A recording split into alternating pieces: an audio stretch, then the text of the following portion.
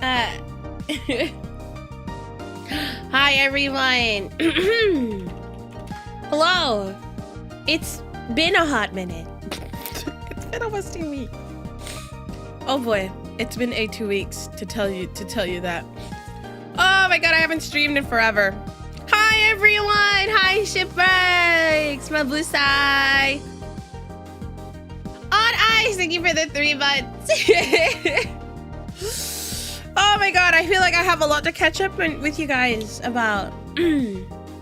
Sorry if I am clearing my throat or I sound a little funny. It's just because I don't know what's been going on. I have been feeling a little funny, but I'm doing okay. Hi everyone, I hope everybody's doing well. I was gonna say good morning, but it's no longer morning, it's noon. It's past noon. It's past noon now. Anyways, I hope you guys have been well. I hope you guys have been well. I missed you guys. I missed you guys a lot. I have been very, very busy the last 2 weeks, which I don't know if that's a good excuse for me not streaming. I think I inherently took like a 2-week break almost and did not really, it wasn't like an official 2-week break, okay?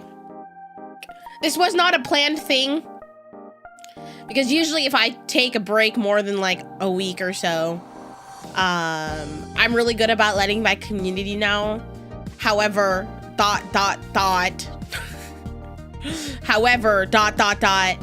you're right, chat. Life just decided to life really bad. Not necessarily that it's a bad thing or anything. However, I was just busy. Big thing that have happened the last 2 weeks. I had went back to school. I am back in the full swing of my spring semester. So let me actually adjust this. My whole screen got messed. My whole OBS got hella messed up. I don't know what happened. I went back to my spring semester. I'm taking 5 classes again this semester, and it's not gonna be an easy one because the classes I am taking this semester I have to pass, and in order to take my upper division classes, and one of them is a math class, and it's pre-calc, so I have been a little bit I haven't been having a great time in the class, so that's been not very fun. Not very fun. Also, I should note, there's 45 minutes on the timer. If the timer hits 0 this stream, I will be ending stream. So that's why I was just I'm not really sure what we're gonna do today. We were gonna react, but then I forgot that I had 45 minutes on the timer. So, yeah. We shall see how that goes. If it's a 45-minute stream, it's a 45-minute stream. But yeah. So that's been going. If it's a 1-hour stream, it's a 1-hour stream. Frosty Gators, thank you for the 5 gifted. I appreciate you. Thank you. No, please don't throw more money at me. I'm okay. I'm doing fine. But yeah, I've been doing a lot of school. I also had some family stuff happen. Nothing bad. Nothing too bad. It's been very busy. Mother Rhea has been keeping me busy. But everything's fine. I also got to spend time last week. Z-Core, thank you for the 1.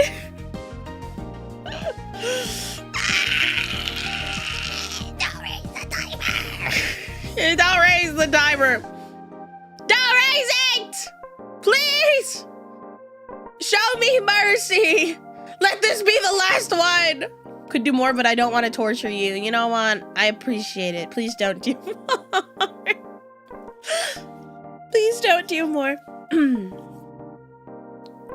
Oh my gosh, what was I gonna say? Wow, please stop, guys, please! 1978, thank you for the resub for 23 months, and Evo for the 5 gifted. Thank you. Get love, nerd. Stop it, I'm not deserving of your love. Oh my goodness. You take a break and don't expect more time. Crazy. For real. I forgot what I said. Frosty Eater! Thank you for the 5. Brother, please! I guess we are reacting today. Family stuff. Yes, I had family stuff going on. TLDR, Mother Rhea. Thank you, Base. Tuxedo Mask with the 5 months. Guys, what's with the hype train? What the fuck?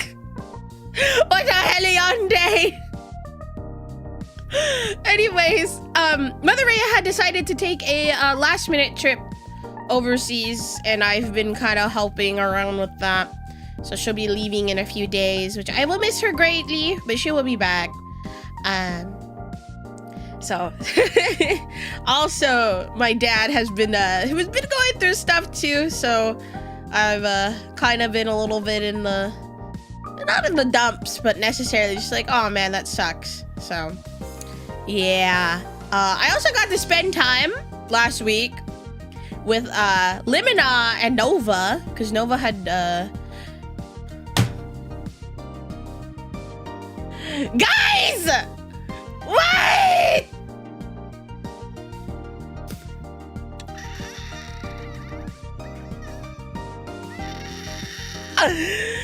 Thank you for the 20 gifted. Guys, please. I just took a 2-week break. Why are we doing this? It never ends. Please make it end. No more. No more. You're stuck with us, nerd. No. Ah, thank you. I appreciate you guys. It's been 2 weeks. It has been 2 weeks since I streamed. Life just decided to life, and I was just like, you know what? I'm gonna handle all of this. I've been extremely busy. Like, I'm not even kidding. After stream, I think I'm gonna be working on homework for like 4 or 5 hours, and then winding down for the night. I have so much homework. Holy moly. And I have my first exam next week, so we shall see how that goes. I went after class yesterday. I went straight to like the tutoring building, and I was just like, listen. I need to pass this class. Please help me. Yeah, already. Yeah. Yeah, it's pretty bad. It's pretty bad. So, you know, I knew this class was cooked when I walked in, and, you know, everybody was sitting down, right? It was my math class. And the professor goes, I don't have any sympathy for students, so don't even try with me. And I was just like, oh. Okay. That's great. We're cooked. So I went to class yesterday. I think it was like the 3rd or 4th day of class. I don't even remember. I don't even know. I woke up this morning and I was like, oh my God, it's Friday. Oh my gosh, it's Friday.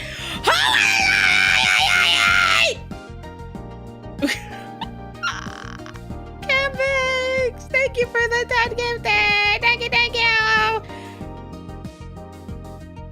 Okay, we're up to 3 hours again. You know, we started the stream off at 45 minutes. Damn. Thank you, Campix.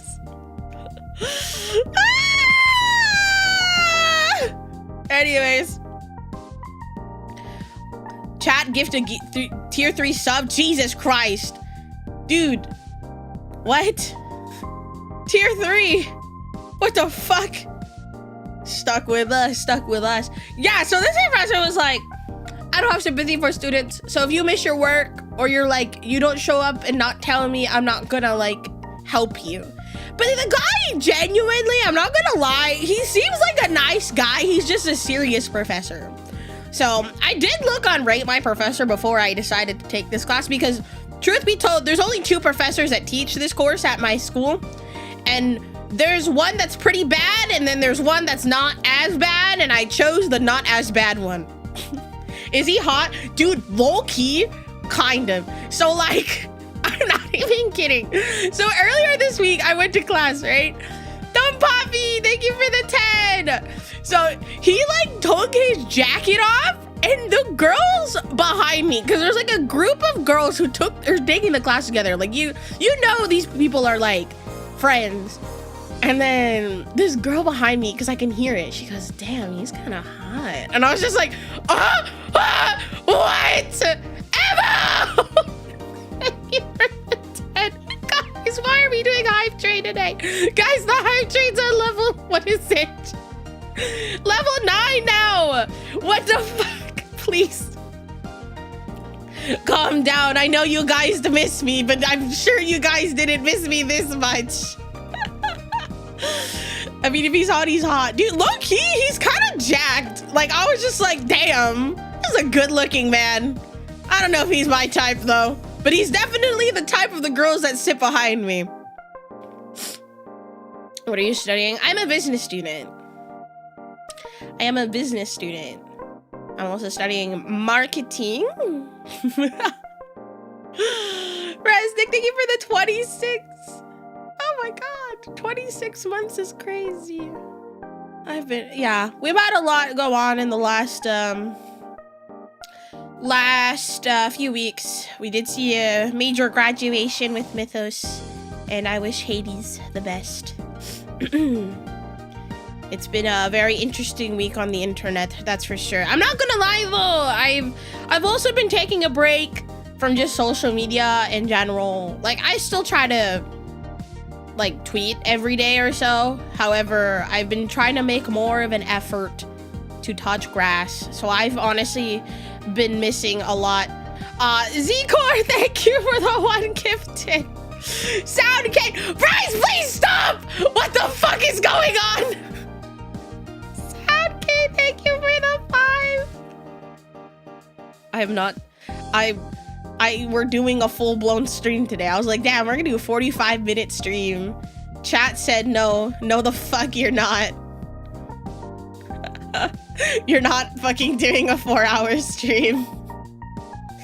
Too cold and snowy to touch grass. Don't underestimate chat. Are you gonna try to open any Ascended Heroes? I did get like an ETB, I believe, on the Pokemon Center. Dude, I don't even remember.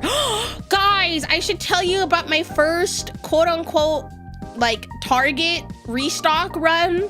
So you don't know, and if you don't know, you should know by now. But if you don't, I play the One Piece card game. I play a bunch of card games. By a bunch, I mean mainly 2. I can play other games, but I think the games that give me the most brain worms is definitely One Piece and Pokemon. Metreon, thank you for the 100 bits. Anyway, so me and a friend, we really wanted this new starter deck that was coming out. So to give you context, actually, maybe I'll pull up a picture of the starter deck. Yellow starter deck. Thank you, Lancer, for the 100. Guys, what's going on? There's no way you guys missed me this much. There's no way. There's actually no way. Am I that cool? Am I cool enough to be missed? I guess I'm cool enough to be missed. Anyways, let me take a screenshot of this really quick and I'll show you guys. So, me and a friend had gone to Target. We were gonna actually have it was gonna be a group of us, but guess what? Only one person woke up. Anyways, I really wanted this starter deck because 1, there's good cards in the starter deck. And 2, there's like a special pack inside of here that you can get like an alternate art, like Luffy, Nami, like all of the Straw Hats, plus a few more characters from the Egghead arc. So I had went and Fridge, thank you. Fridge, what's going on? What the fuck?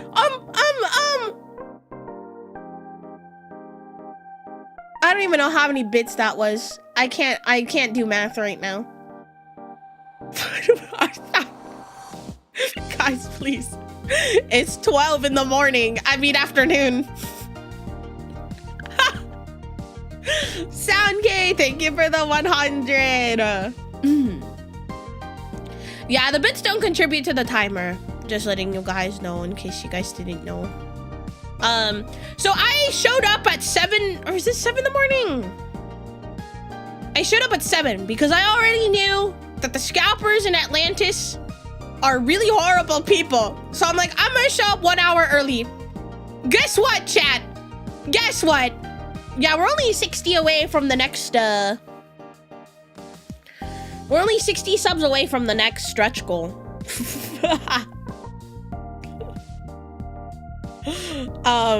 Midnight is in Twitch, I think. Is he? I have no idea. Chat used Payday. It was super effective. So there was like 20 people in front of us. I'm not even kidding. There was like 20 people in front of us. And they only had like, what, 8 starter decks? So I already knew that this shit was cooked. I was just like, yup, GG. So I walked in immediately. They like stormed for the freaking starter decks and I did not get any. However, I did get some OP14 packs and I got some cool stuff. I pulled the Gecko Memorial leader, which I was low-key mad about, but whatever. I was low-key mad about it. I ended up getting the starter deck at a local game store because they had called and just like, Sai, I know you're looking for this. We have some. And I was just like, oh, thank you. Oh, thank you. So I got 2 and I pulled the alternate Luffy leader. So that's fun. I kind of want to play the deck, but I've low-key been having really bad Mihawk brainworms. Like, it's been pretty bad. Been pretty bad. I went to locals yesterday, though. I went 2-2. I lost against a deck I misplayed heavily against. Honestly, you put me on One Piece after your reaction video. It's a good series. It's a good series. Thank you guys for the level 10 hype chain. Thank you. No, it's a good series. I'm not gonna lie, I was quite burned out after Fishman Island. So I only recently started it back up again. I'm like watching Punk Hazard now, which I actually really enjoy Punk Hazard. Punk Hazard's a lot of fun. Punk Hazard is great. I love Trafalgar Law. He's so hot. TCG Store and pick up Pokemon packs. I think Pokemon and One Piece are cooked right now. I actually think they're really, really cooked. Clunky, thank you for the follow. Have you seen the Tomodachi Life video yet? I did. I'm quite excited. I'm quite excited.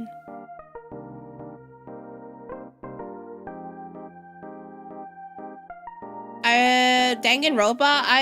I've seen the anime. I haven't played the game. Lil Lancer, thank you for the 10 gifts. Bad Play Games, thank you for the 24 months. Guys, please. Please. What's going on? What's going on? Stuck here forever. No! Let me leave. Let me go. Metreon, we missed you. I'm sorry. I promise. Okay, I'm not gonna make promises, actually. I think, so I feel like I should establish this first.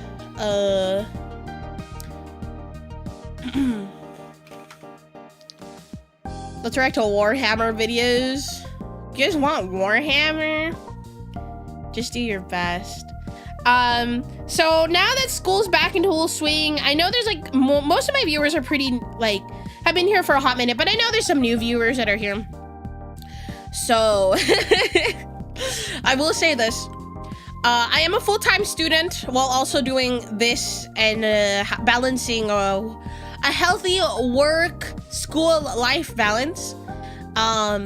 So I guess moving forward into the next few months, especially because I know my schedule is very, very full in the next few months, I will be streaming probably 3 times a week, maybe 2 to 3 times a week. I think we are gonna mainly be doing reacting streams and just like playing a game after. I guess my goal for this year, it's not that I'm gonna be dropping TCG. That's definitely not it. I think I'll be doing definitely less of it this year and focusing more on like Pokemon or like other games. So I hope that is okay with you guys. Evo, thank you for the 5. Guys. guys, please relax. It's okay. I will be here for today. It's fine. Dodge. Oh no, Sayu's baby doll eyes is not very effective. So I will always put my school first. So, but I will do my best to continue streaming at least 2-3 times a week. My goal is 3. My goal is 3, doing 2 react streams a week and then doing another stream. But I'm honestly still like in the midst of figuring out exactly what I want to do this year because it's gonna be a weird year. That's for sure. That is for sure. I have some stuff going on this year that kind of, it's like, oh, I have to take care of this, you know? Yeah, education for me always comes first. And then I also want to be able to have time to relax to for myself and be able to touch grass, you know?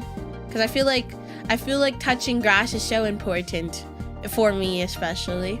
I was listening to your reaction when I got jump scared by just screaming Claire's name. Thank you for the 4-month membership, Bryce. I appreciate it. I've been playing the new League of Legends card game. See, I've actually been really, really wanting to play the new League card game, but the prices are still quite high for me personally.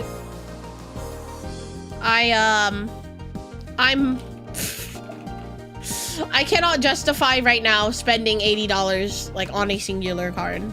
I can maybe justify $50, $60, but 80 I feel like is a little much for me personally. But yeah, Riftbound looks fun. I just don't have the funds right now to pour into a game like that. There's Riftbound locals where I live, and here in Atlantis. However, ... I know that's been a lot of an issue with some of the people here in Atlantis. They want to play Riftbound too, but it's just too expensive. Did you hear Power World's making a TCG? I did. I honestly am not too big on Power World, so I'm not like, oh yay, you know, it's like, oh, okay. Cool. She needs $80, chat. No! If anything, you guys should get me that Mihawk leader on my throne. That's what I have as my featured one. I'm trying to actually collect all the OP14 leaders. I need Crocodile, Jinbei, Doflamingo, Law. Yeah. Mihawk. I feel like at this point, I just want to collect all the leaders. I have Gecko Moria though. I was so mad when I pulled him. I was like, give me any other 7 warlord that isn't Gecko Moria. And the game gave me Gecko Moria. And I'm just like, fuck you, I guess. Fuck you. Oh, dude. Okay. So I tweeted about this yesterday. There were some people who were just like confused about what I had tweeted. So I went to One Piece Locals yesterday. And I was playing against a guy. By the way, this guy is actually quite notorious in the community for stacking and cheating. So he's like one of the few people that I will actually go and shuffle their deck when they offer for me to like tap or cut it, and I will shuffle it. Or I will cut it like 3 or 4 different ways, you know? Anyways, so this guy, he probably, I think, no, I've only played him like 1 time and he beat me pretty bad. So he was playing a deck, and it doesn't matter like what the deck it was, you know, with this story. So basically he was trying to bait me into making a certain play that would result in me losing the game. And I had seen it coming from like a mile away. I was just like, I know, because I played the deck he was playing. I know how the deck works. So he was trying to bait me into making a certain play, and I was like, no, I'm not making it. So I decided to not make that play, and I had made another play that was, I would like to think, a smarter play to be able to survive. Brits, thank you for the 20 months. So, after I had made that play, this guy looked at me and he was just like, wow, so you're not stupid. And I was just like, huh? Well, I didn't say that. And I looked at him and I was just like, haha.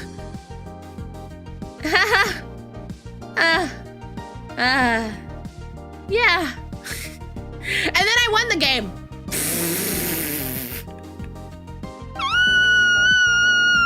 I was just like, why And he's like, yeah. He was like, after that, he was like, yeah, you're a smart girl. And I was just like, thanks. I'm gonna pick up my stuff and go now. So I went to my friends and I'm like, I'm uncomfortable. Why would you even say that? I don't even know why they said that to me. It was so weird. It was so weird. It was so weird. And here's the thing, like, I couldn't tell if he was trying to be like condescending or not to the shadow realm with him and him. Brother, it was so strange. I was just like, okay, I'm gonna leave now. I'm gonna leave now. I'm gonna go. I'm gonna just leave. It's fine. I'm just gonna go now. That sounds mean regardless. No, yeah, it was pretty like, it was pretty weird. It was a weird interaction for sure.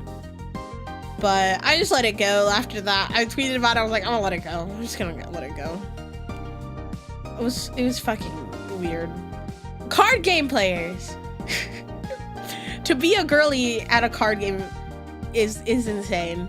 Is insane. Sounds misogynist. See, I didn't think about it initially, and then I told my friends, and they were just like, "Sai, that was kind of like sexist," and I was just like, "Was it? Was it?" I couldn't. I was so like stun locked by it. I didn't realize. I didn't process in my brain. Like, I don't know what he was trying to like imply, but it was very strange.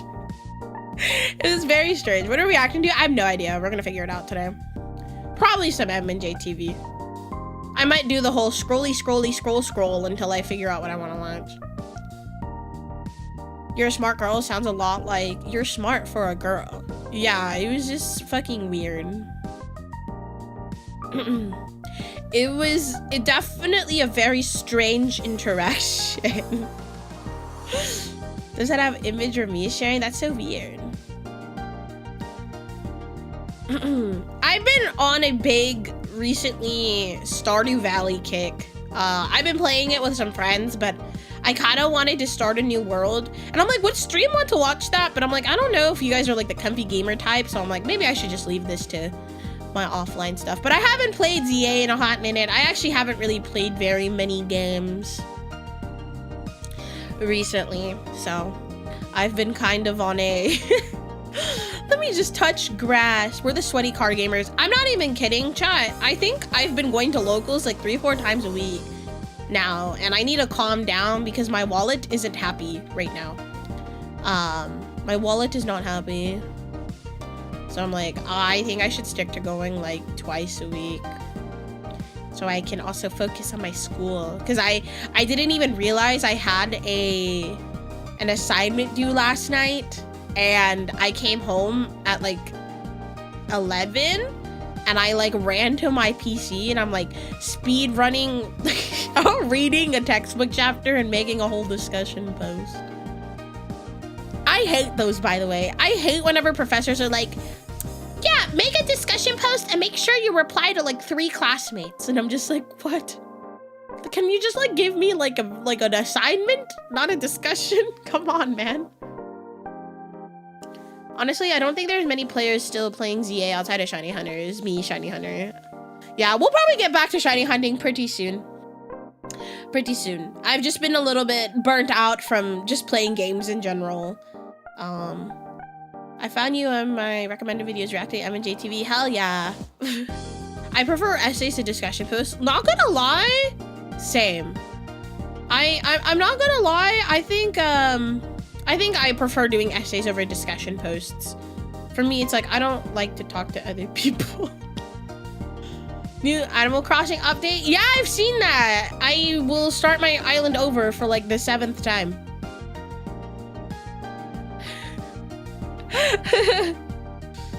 Thesis, oh my god. I don't even want to think about my senior thesis. 7th, yeah, I kept starting my island over. I actually regret starting over my first island. I was in shambles because I had every single villager I wanted. But I was so unhappy with how my town looked, and I didn't want to like demolish everything. So I decided to start over, and I regret it deeply. You have to do senior thesis? I do.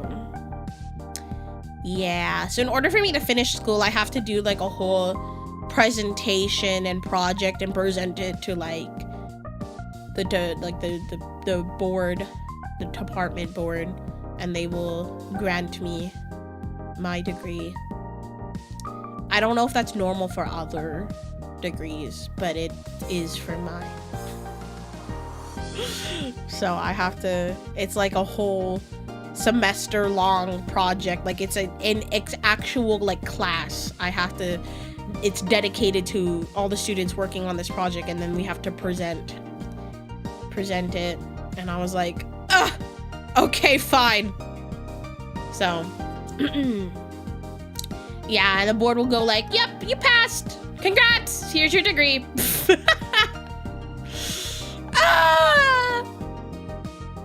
Called Danganronpa. I'm not like, honestly, I'm not too crazy about Danganronpa. I was like into it when it came out, and then like the fandom happened, and I was just like, this fandom scares me. Maybe I shouldn't get into this, and then I dropped it after. I don't have to do that also for my master's project. I don't have to do that stuff either. Yeah, I have to be able to do that. Do a presentation.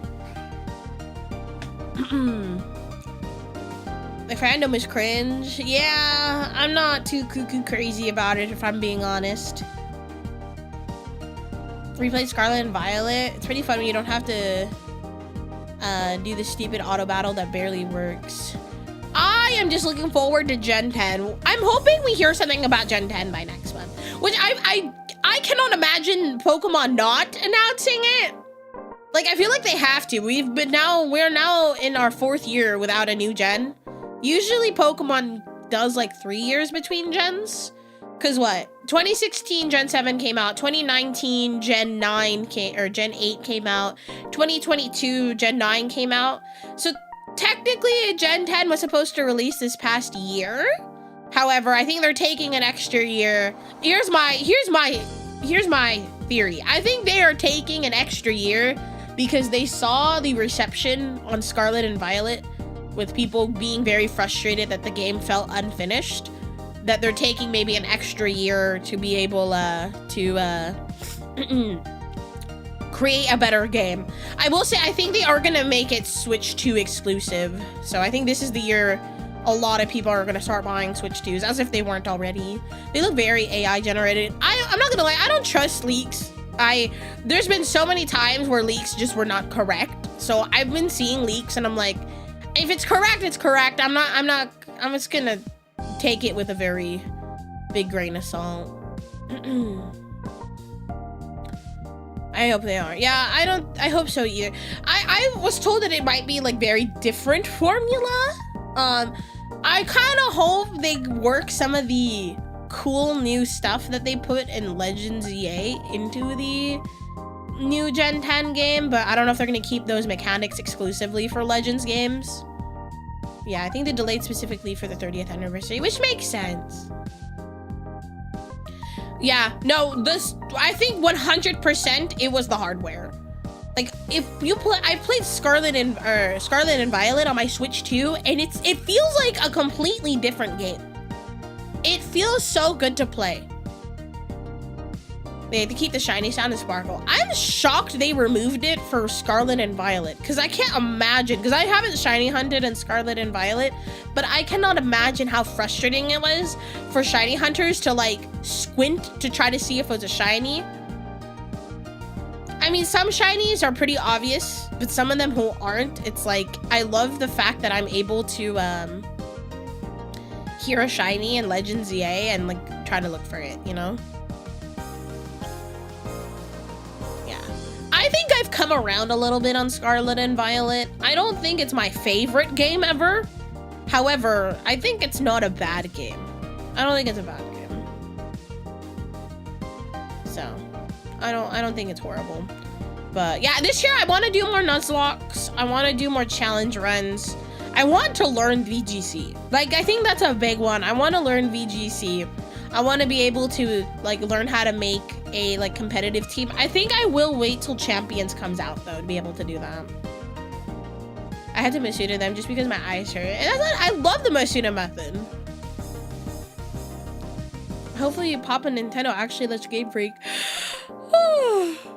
use some serious funding for Gen 10. And I mean, there's gonna be high expectations for Gen 10 because it's the 10th generation. It's gonna be an anniversary generation. So yeah. People were saying it's gonna be based on Southeast Asia, which I kind of hope it is. Kaizo challenge run? Probably not. I feel like that's a little extreme for me. Maybe not at this time. Not at this time. It sounds fun though. The friendlock runs? What are friendlock runs? An India-based Pokemon region? Yeah! Oh my god, it would be so pretty. Holy moly.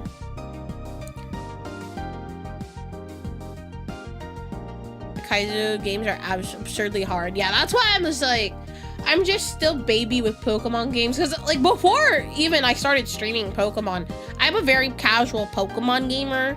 Like I never really paid attention to natures and EVs and all that. I never really did any of that. Frosty, thank you so much for the 10 members. Just a reminder, guys. I know people are doing members on the YouTube side. They do not contribute to the subathon, so it will be only on Twitch. So sorry, but thank you for the 10 gifted. Thank you. Also, I think I should also note my AdSense is still like locked on this account, so I'm currently not even receiving revenue on YouTube right now. So the memberships are kind of put on hold for me. So I really highly encourage everybody, if you can, support on the Twitch side, because that one isn't locked for me. YouTube is still locked for me, unfortunately. So all my funds are kind of on hold on YouTube, I think until next month. So yeah, I really highly encourage not membership, subs on Twitch, just because I'm not even receiving any funds for members at the moment. Yeah. I know they don't contribute money. Happy 1 year with you. Thank you for the member. 12 months. Let me give you an example of a Kaizo major fight. You know, I think I'm good. I think I'm good. I think I'm okay. Also, my throat recently has not been the happiest. I don't know what's been going on. I made coffee, but I think it's still too hot for me. Still too hot? Is my coffee still hot? I think it is. I'm like putting my hand over it and it's like still like steaming. Oh, that's what I've also been doing. I've been actually selling some baked goods at Mother Rhea's job. I've been selling baked goods at Mother Rhea's job. So I've been busy with that. My mom's coworkers have been loving all my sourdough. I've been making a lot of cinnamon rolls. That's like my best seller right now. Poseidon bakes? Yeah, I post about it on my alt. I don't post much about it on my main. Because I'm like, I post stuff on my alt that I don't want to spam on my main, which is me complaining about school and me baking, which I actually don't even think I posted anything recently about baking. I've been baking a lot. I've been making sourdough loaves, and I've been making sourdough cinnamon rolls. So I've been selling out of those every week because I open orders at like the beginning of the week and then I'll deliver them to my mom's work at the end of the week, and they've been a best seller for me. Yeah. So that's been fun. I do actually need to get a what is it called, a cottage permit, because I keep telling my mom, I'm like, because she keeps trying to sell them, and I'm like, mom, please, like, can you wait till I get like my cottage permit, which is like basically allows me to sell baked goods that are made in my home, because I don't have one. And I'm like, Mom, I don't want to get in trouble. And she's like, no, it's just like 3 coworkers who want to buy stuff, but then they order so much, and I'm like, yeah, I'm not doing a face reveal. Absolutely not. I'm not super comfortable with that. Yeah, I think I've talked about it on my art, but I would not expect a baking stream because one, they're very, very hard to set up. Because I have a pretty small kitchen, and my my streaming setup is actually on the other side of my house, essentially. So being able to move everything over there just to do one stream, I don't think is very smart. And two, I'm scared of like reflections and stuff because I know some other talents are okay with showing their face and stuff. I'm just not one of those talents. I'm just like, there's a reason why I have YouTube, and it's because I don't want to show my face. Yeah, there's permits, but she's like, it's 3 people, no hand cam cooking now. Nope. Sorry for bringing it up. No, you're fine. It's a valid question. I think that's a question that I think a lot of people have. So you're fine. Pre-recorded baking videos? Probably not. I'm too scared of like all the reflections and stuff. Because a lot of my dishware and my like cooking stuff, they're like metallic. So reflections are very easy to see. And yeah. I don't know. Maybe in the future. But I think at this moment in time, I'm like, I'm okay being, you know, a little anonymous little guy. Yeah, I don't know. I've been told I should bake because apparently my bakers are super popular at my mother's workplace, and my mother was like, you should open like a little pop-up at like the farmers markets that happen every weekend, and I'm like, I don't have time to do that. I have school, I stream, I touch grass, I don't have time, because sometimes I'll be up. So the last few times I've been like giving my mom some baked goods to like sell at her job, I've literally stayed up till 3 in the morning, like making them, because they're hard work. It's not like it's easy. So one of my mom's co-workers, because I was selling 2 cinnamon rolls, and they're big too, for $10, which I was actually told that was underpricing, because I guess Cinnabon sells like 1 cinnamon roll for $10, but I was doing 2 for 10 because I'm like, it's just a hobby thing right now. It's like fine, like I don't care. But then one of my mom's co-workers was just like, isn't that pricey?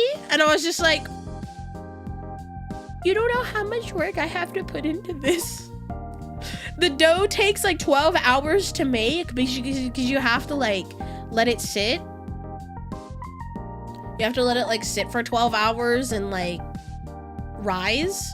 And then I have to make the filling, and then I have to make the frosting, and then I bought packaging for it. You know, I have to wrap it all. So it's a lot of work, and I can really only make 12 at a time.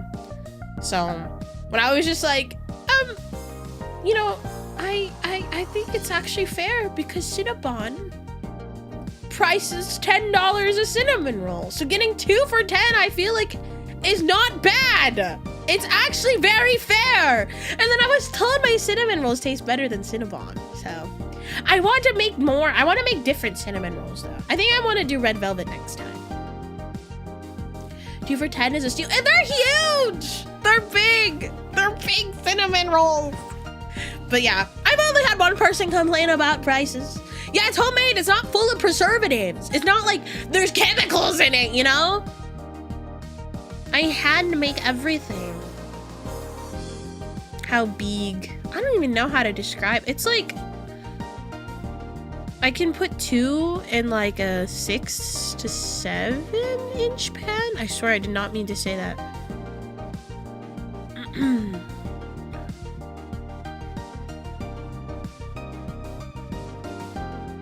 6, 7.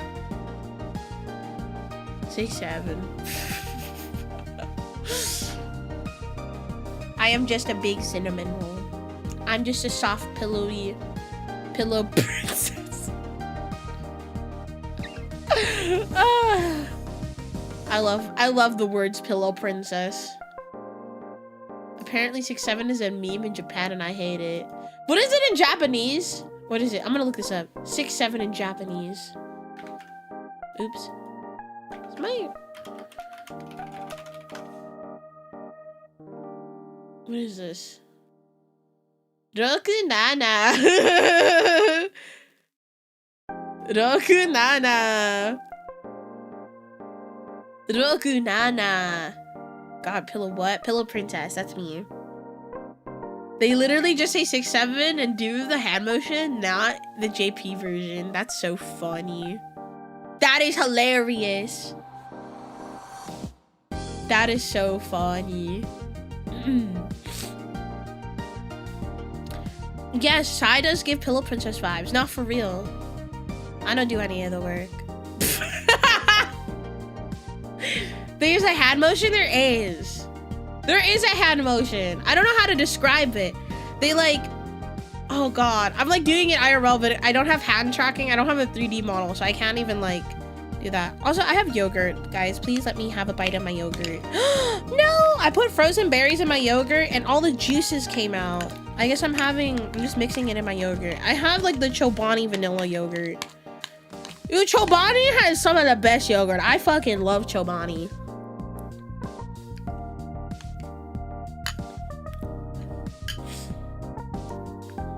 The 6'7" brainwash chicken ever. I think it's been dying. I haven't seen much of it. Guys, I need to feed my Tamagotchi. I got a Tamagotchi. So I went to hang out with Limina, right? So we were going around and, you know, we were doing our thing. You can hear my Tamagotchi, I think. You just hear it? I went to hang out with Limina and Nova, and Limina was trying to convince me to buy a Tamagotchi because she was like, Sai, if you buy a Tamagotchi,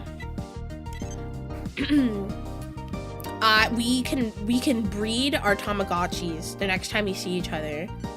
So I'm raising my Tamagotchi, so next time I see Limina, we can have babies. You can hear him. I'm taking out for a walk because he's unhappy right now. I almost killed my Tamagotchi twice, by the way. I forgot to feed him, I think 2 times. But I need to play mini games so that way I can hire a babysitter for my Tamagotchi.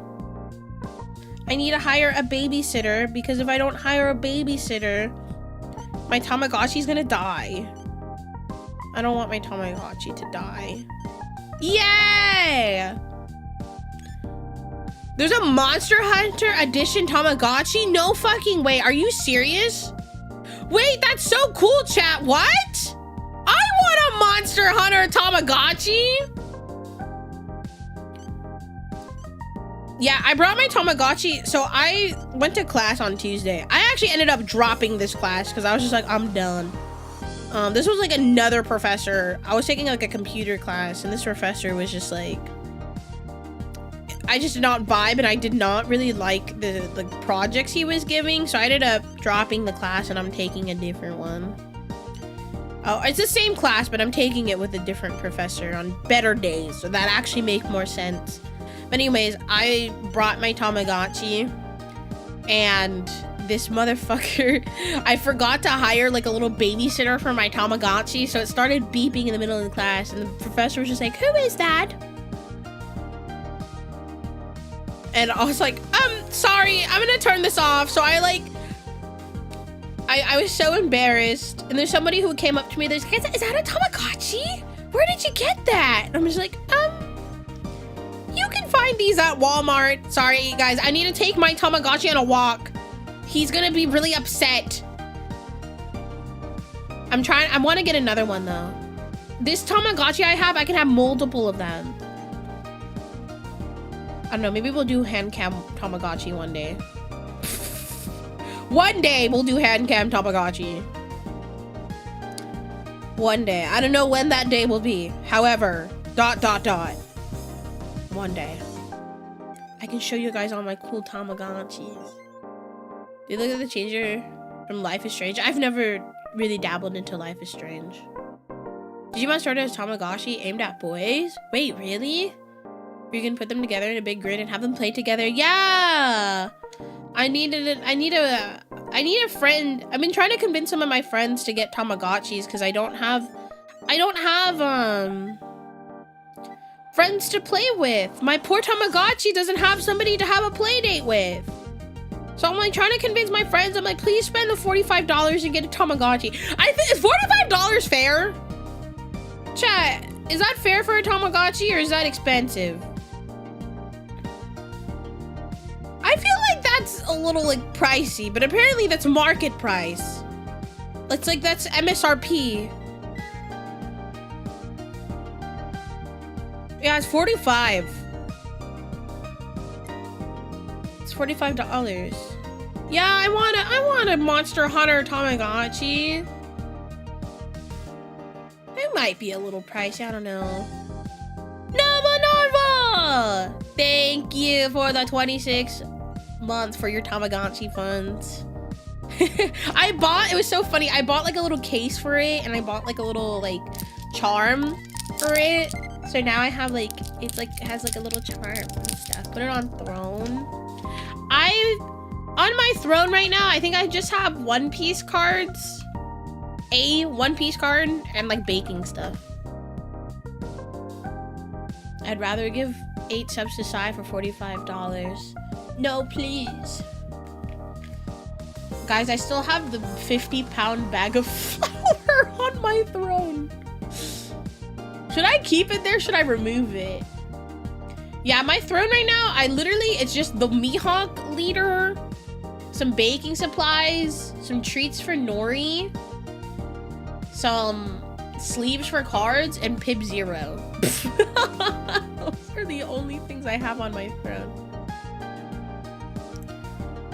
Yeah, I have a 50-pound of flour on my throne because I go through flour so quick.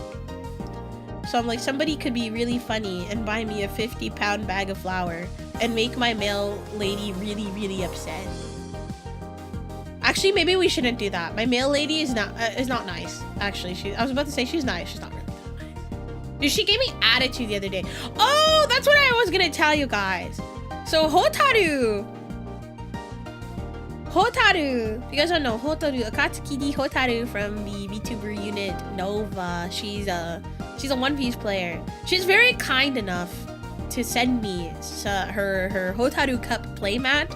So it got delivered the other day. So now I have a Hotaru playmat and I'm just like, yes, yes, yes.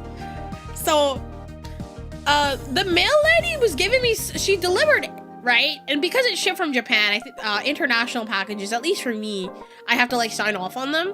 So she looked so fucking mad when she delivered the package. And I'm just like, why are you mad?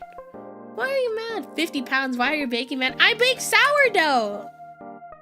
I do baked goods. I'm gonna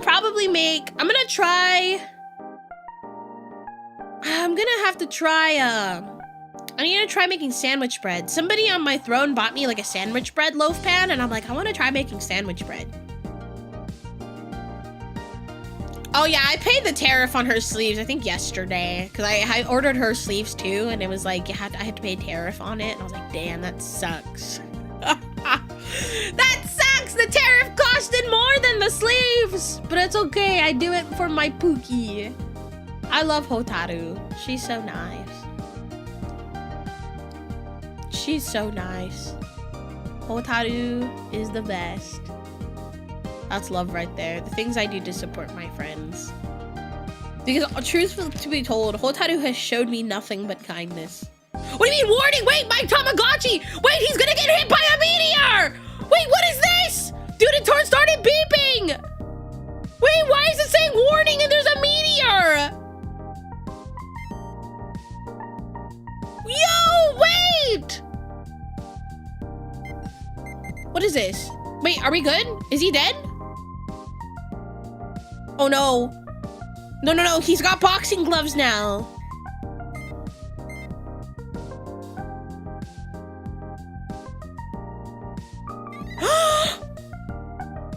No! Wait. Oh no, my Tamagotchi got hit by a meteor!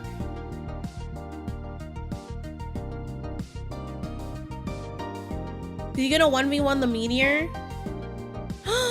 No! Why are you hurt? What happened? Wait! Dude, my Tamagotchi's injured! Why was there a meteor? Oh, he's happy again. I had to, like, patch up his wounds. Are you okay, my son? Are you okay? Wait, let me check your happiness meter. Are you happy? I doubt you're happy after getting hit by a meteor. No! He's upset. I have to take him on another walk, chat. Hold up. We will get to reacting, I swear, but I need to take my Tamagotchi on a walk. He needs to go on a walk. First timer here.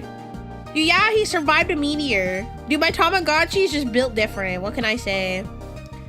I don't have enough money to hire a Tamagotchi sitter, so I will have to just play games with him until he's happy again.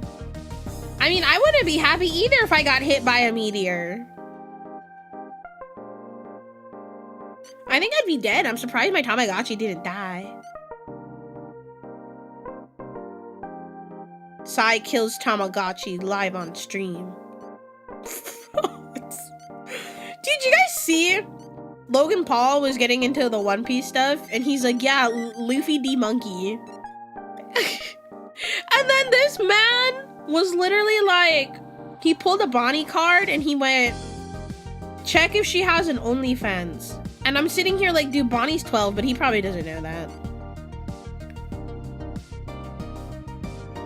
I've never been a fan of the Pauls. Me neither. They've always been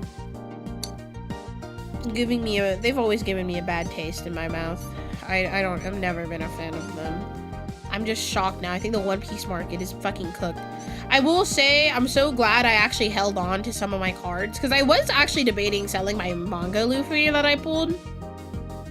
I was highly debating it, but I had decided to not, because I was just like, oh, you know, I'm just gonna hold on to it and hope for the best. He's gonna scam that area next. The One Piece market is cooked. It's cooked. It's cooked. All right, let me, I think if I feed my Tamagotchi one more time, it'll be fine. I don't want to starve my Tamagotchi. All right, chat, I'm gonna feed it a jelly stick.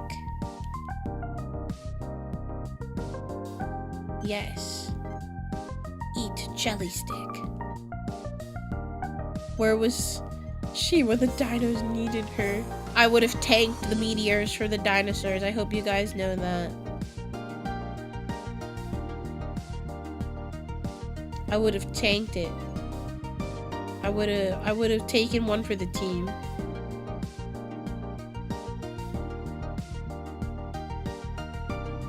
All right, I think my Tamagotchi's happy now. Wait, I need to clean up its poop. Hold up. I have to do that, by the way. I need to clean up its poop. It has poop. And I need to clean it.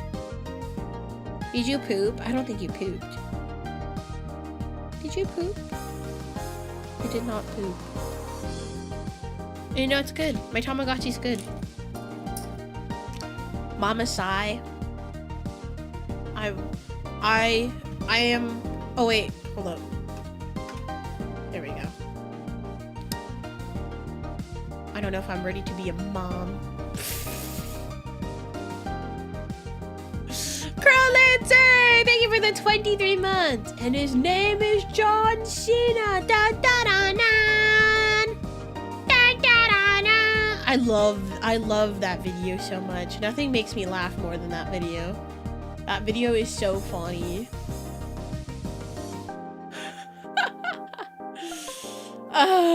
Okay. What do we do? What do we do?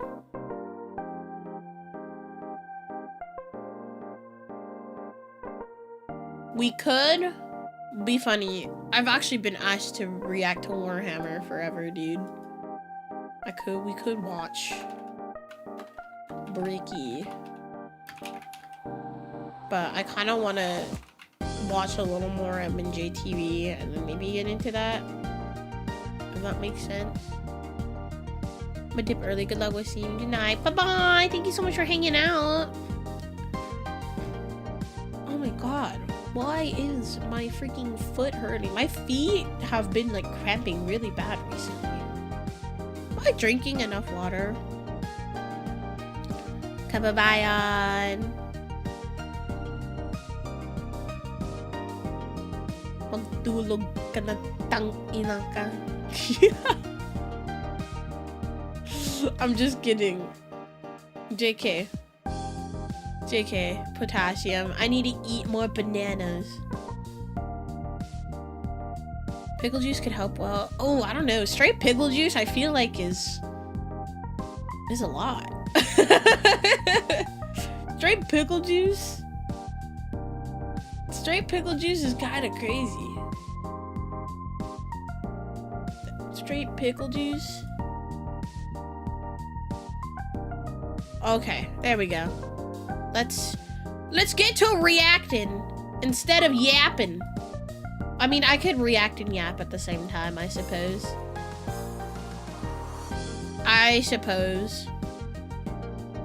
Wahoo!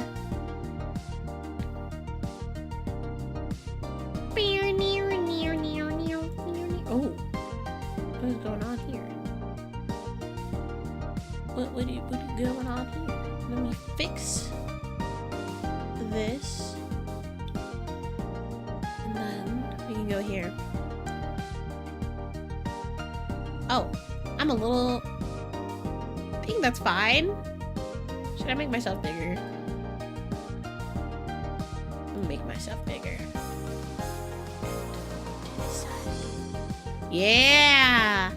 Anyways, we're back! We're back. We are so back to reacting. It's been like 2 weeks since I've done one of these streams. Probably more than 2 weeks. But today we're gonna be reacting to MNJ TV's Why Charizard Can't Be a Dragon Type. Yeah, big lizard, not dragon type, is a little crazy. He's a little questionable. So let's see what Mikey has to say about Charizard not being a dragon type. Yerp. Charizard is the most iconic Pokemon of all time, with the exception of Pikachu. Even the most casual. I would actually almost argue, I think Charizard, is a little more popular than Pikachu. Not by much, but I think it's just a little more. Pokemon fans like it and may even consider it their favorite. Hold on, let me turn off the music on YouTube. There we go. Across the world, people adore this well-designed, fire-breathing dragon. But it's not a dragon. You've probably seen the memes. He is a big lizard. The winged reptile that breathes fire isn't a dragon, while the goofy tree, piece of sushi, and small slug are. Charizard's had Dragon Rage in its level up moveset since Gen 2, and Dragon Claw since Gen 4. If not dragon, then what is it? Makes sense as a dragon type, so much so that one of its 2 Mega Evolutions is a dragon type. Yeah. But since Mega Evolution is gone, so is dragon type Charizard. Although there is terrestrialization, but who knows how. I mean, we did get Mega Evolution back. This, I don't think, was made around ZA time. Yeah, ZA, I don't that's think gonna stick around. And Many think it's cruel to bar Charizard from its dragon type potential. Why don't they just change it now? They've changed Pokemon types between generations before. Why not, when Gen 10 rolls around, make Charizard a fire dragon type? That would be pretty sick. For starters, I mean, unintended. For starters, pun intended. I mean, they've I think changed. I wouldn't say changed. I think they added fairy types to, like, when fairy type was released, they did change some of the typing for some Pokemon. So I don't think it's an entirely impossible thing to do. But I don't know. If one of the Mega Evolutions already has Dragon type, I think it makes sense to, like, not change it and just leave it there. It would severely imbalance the type trio. Regardless of what 100%. dual types are added as they evolve, the water starter always has stab super effective moves against the fire starter. And same for grass over water and fire over grass. For example, Empoleon gained the steel type, making it no longer weak to grass. So to keep things consistent, Torterra gained the ground type.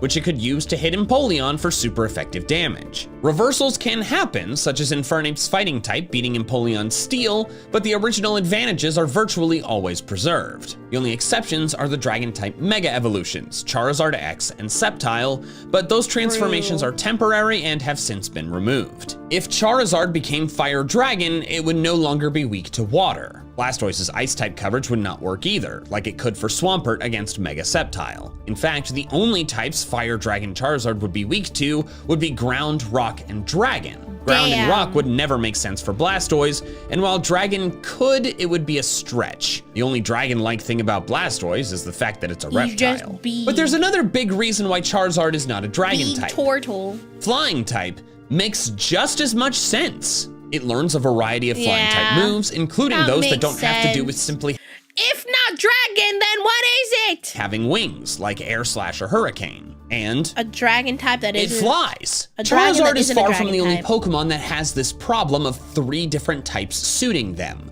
I and others have made videos listing some of those Pokemon. However, I believe there's a specific reason why this occurs so often, and this video is going to discuss that. Since Charizard is the most famous Pokemon that has this problem, I've dubbed it the Charizard Paradox. Oh my goodness. It doesn't technically fit the definition of a paradox, but like it sounds really cool, so it does. Charizard Paradox do be kind of sick. In Avatar: The Last Airbender, there are 4 elements that benders can control: water, earth, fire, and air. Such a good show. If you have not seen Avatar: The Last Airbender, please go watch it. It's such a good show. It's so good. Subsets of those elements with different properties as well, such as ice, plants, lightning, or metal. And in a different universe, like Pokemon, it's not a large leap of logic to categorize those separately. But all of them are substances or materials that the benders can control. So benders are categorized based on what they can manipulate. But in the animal kingdom, creatures are categorized differently. This is to be expected since animals don't have superpowers. Well, I guess they can do things that we would consider to be superpowers, like mantis shrimp. Oh my god. I feel you. Sometimes I try to forget Korra happened. I'm not gonna lie, I wasn't a huge fan of Korra. I mean, it was like a fine show. Okay, it was fine. I think my favorite part of that show was Korrasami, that ship. But like everything else, I was just like, meh. Like it was fine. I don't know. I feel like nothing can beat the original. And then the Netflix show, all I can say is, okay. Definitely the Netflix show was not as bad as the godforsaken M. Night Shyamalan bullshit. That was actually buns. But like, they can't lift water with their minds. Animals are instead categorized. Amon is a great villain, 100%. By their physical characteristics. Mammals are warm-blooded and have live births. Reptiles are cold-blooded and lay eggs. Birds are warm-blooded and lay eggs. There are more intricacies to this, but you get the picture. Animals are characterized by what they are, not by what they can control. Korra is a good show. But then we look at Pokemon, which are animals. Like the first season, I think, is still my favorite season of Korra. And then everything else was just like, this is not fun. It is not fun. It is not fun. Literally the only thing I liked coming out of the show was Korrasami. That ship is, I can be Delulu and pretend it's my headcanon. Yeah, there's like, I guess they're making a bunch of new Avatar series coming into the next few years, like a movie and stuff, which is cool. That's cool. I'm glad. It's a really good concept and all that, but I don't know. I feel like the original was just too perfect.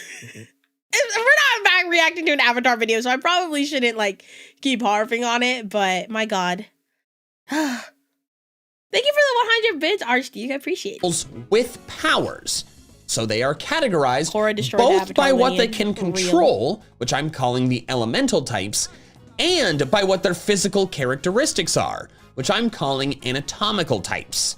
The combination of the two is what leads to the Charizard Paradox. Haha! It is I, Grunty Boy! And dude, I have to tell you, the Hideout's cafeteria was shut down! Whoa, health inspectors finally got it? What? Oh. No, it's a Wait, what the fuck was going on at the fucking... what was going on at the cafeteria in the hideout. Hideout. They don't know it's there. What do you mean? We've known since the 90s it's under the Celadon game corner. Shut up! But anyways, no, it blew up. There was an electrode mishap. Dang! Oh. What are you gonna do for food? Oh, I haven't eaten there in years. It was gross. Instead, I use Fair enough. HelloFresh, the sponsor of today's video. HelloFresh is Heck America's #1 meal kit. Simply pick out some delicious recipes on their website, then the pre-portioned ingredients are shipped right to your door. It takes away the stress of meal planning and grocery shopping, which is something I personally do not love, and it's all Real. done at a price that you'll like. Oh, of course. I love HelloFresh too. Cooking stresses me out quite a bit, but with HelloFresh, the That's process real. is so much more straightforward and easy and way less stressful. They give you a nice recipe card instead of having to read off of an ad-bloated recipe on your phone screen. And of course, the food is delicious. Agreed on all fronts. Use our link in the description below or scan the QR code on screen to sign up for HelloFresh and get free breakfast for life. That's one Ooh, free I want breakfast free item breakfast per for box life. as long as your subscription is active. If you sign up with our link specifically, it directly helps us out. He's right. But anyways, did you seriously not know that we knew where the hideout is? What hideout? Who's Team Rocket? What hideout? Ta-ta! First, let's cover elemental types. The controllable materials in Avatar that I mentioned are water, earth, fire, air, I did not ice, expect an Avatar video. plants, lightning, and metal. All of these have a Pokemon type equivalent, with the exception of True. Earth, which has 2. There are other create control focused Pokemon types as well. Poison type Pokemon generate and wield sludge or venom. Psychic Pokemon manipulate the mind and psychic energy. All of these here are the elemental What types, is psychic energy? except steel. You see, while some of these elemental types This video is just Mikey finding an excuse to yap about Avatar. Oh, that's Drew. He wants to talk about his favorite show. I get it. can describe a Pokemon's physical characteristics, like Geodude is a rock type because it is a rock.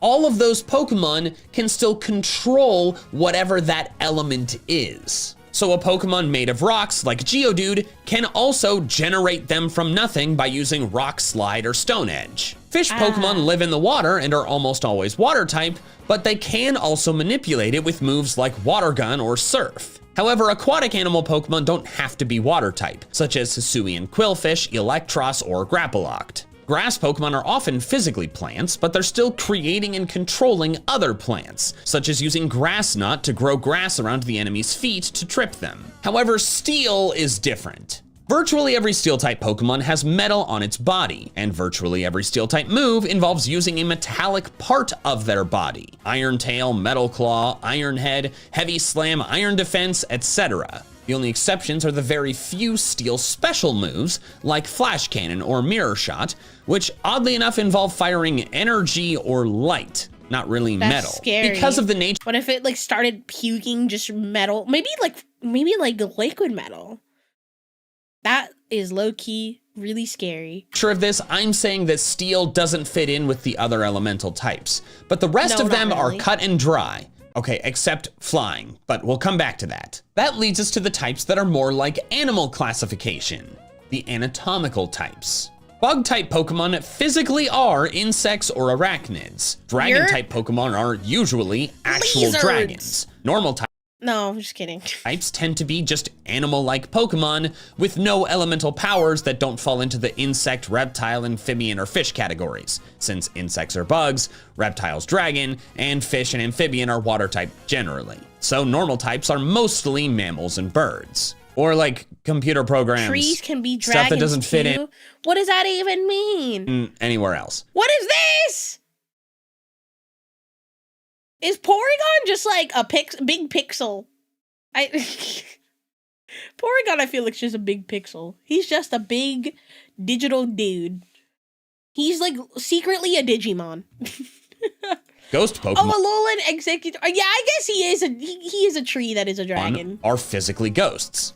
Fighting Pokemon don't have a specific body type, but they're usually humanoid, and they're skilled in usually melee combat, which is not control of an element. Steel-type Pokemon have metallic bodies. Then flying-type Metagross Pokemon is so sick. can fly.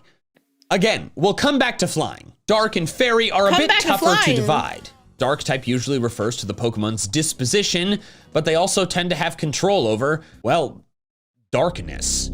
Fairy types are often fairies or fae-adjacent creatures, and usually have a cute. kind-hearted disposition.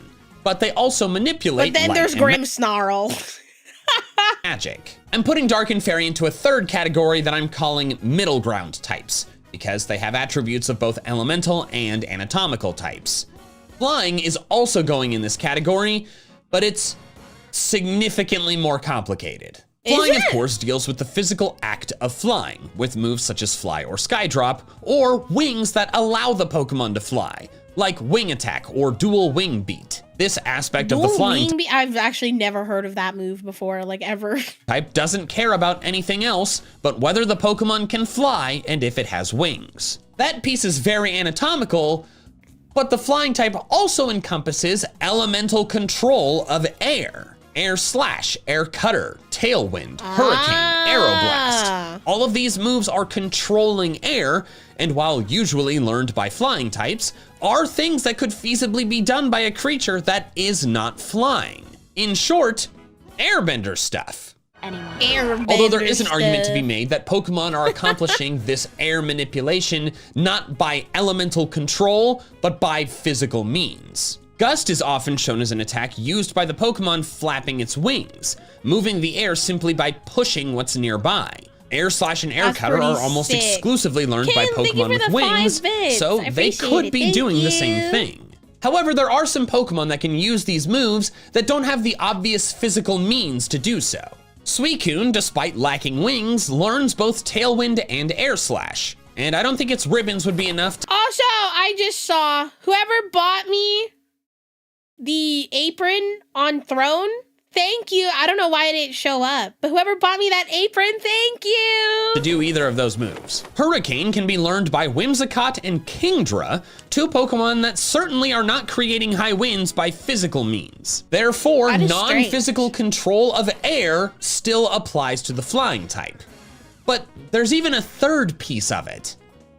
Bird stuff. The flying type stuff. includes lots Like peck. of moves that deal with the physical attributes of birds specifically. Feather Dance, Roost, Drill Peck, and Brave Bird being a few examples. These bird moves God, are Roost often makes me learned wanna by birds die. that cannot fly, like Blaziken learning Brave Bird or Empoleon learning Drill Peck. It's much like the bug type in this regard. If the attack involves a body part or action that is specific to bugs, like Bug Bite, Infestation, or Spider Web, the move I don't is like bug any of type. those moves. In short, the flying type covers the act of flying, manipulation of the air, and birds.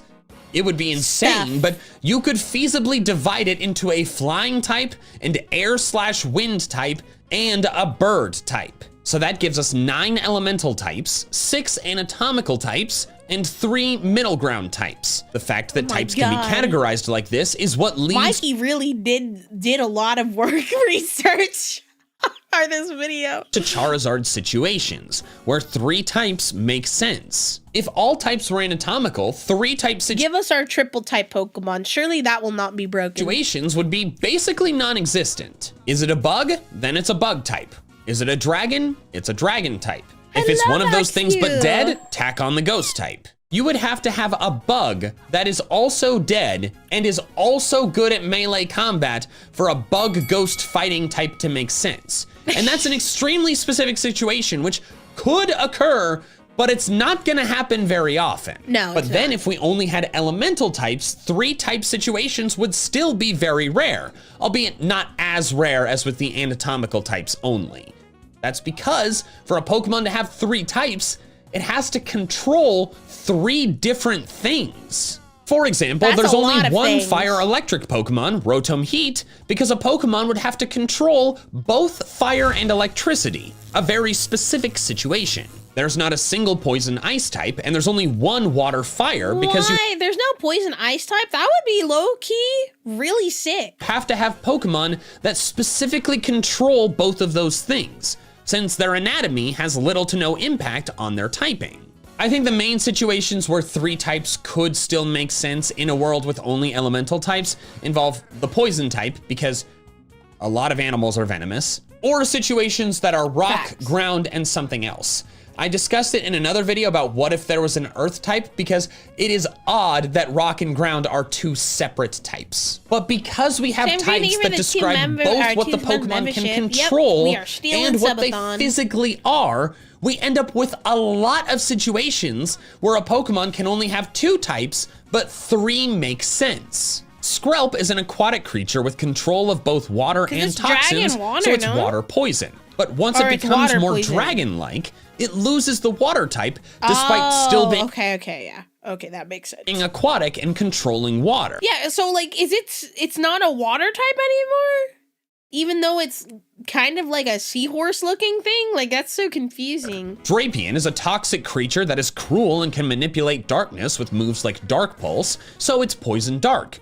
But it's also a scorpion, like its pre-evolution Skorupi, and thus bug type would also fit. Gliscor is a burrowing flying scorpion that stings Chat, you're right. Dual type evolutions would be kind of sick. with venom and creates earthquakes, so it could be ground, flying, bug, and poison. But I feel like that defeats the whole purpose of like evolutions, no?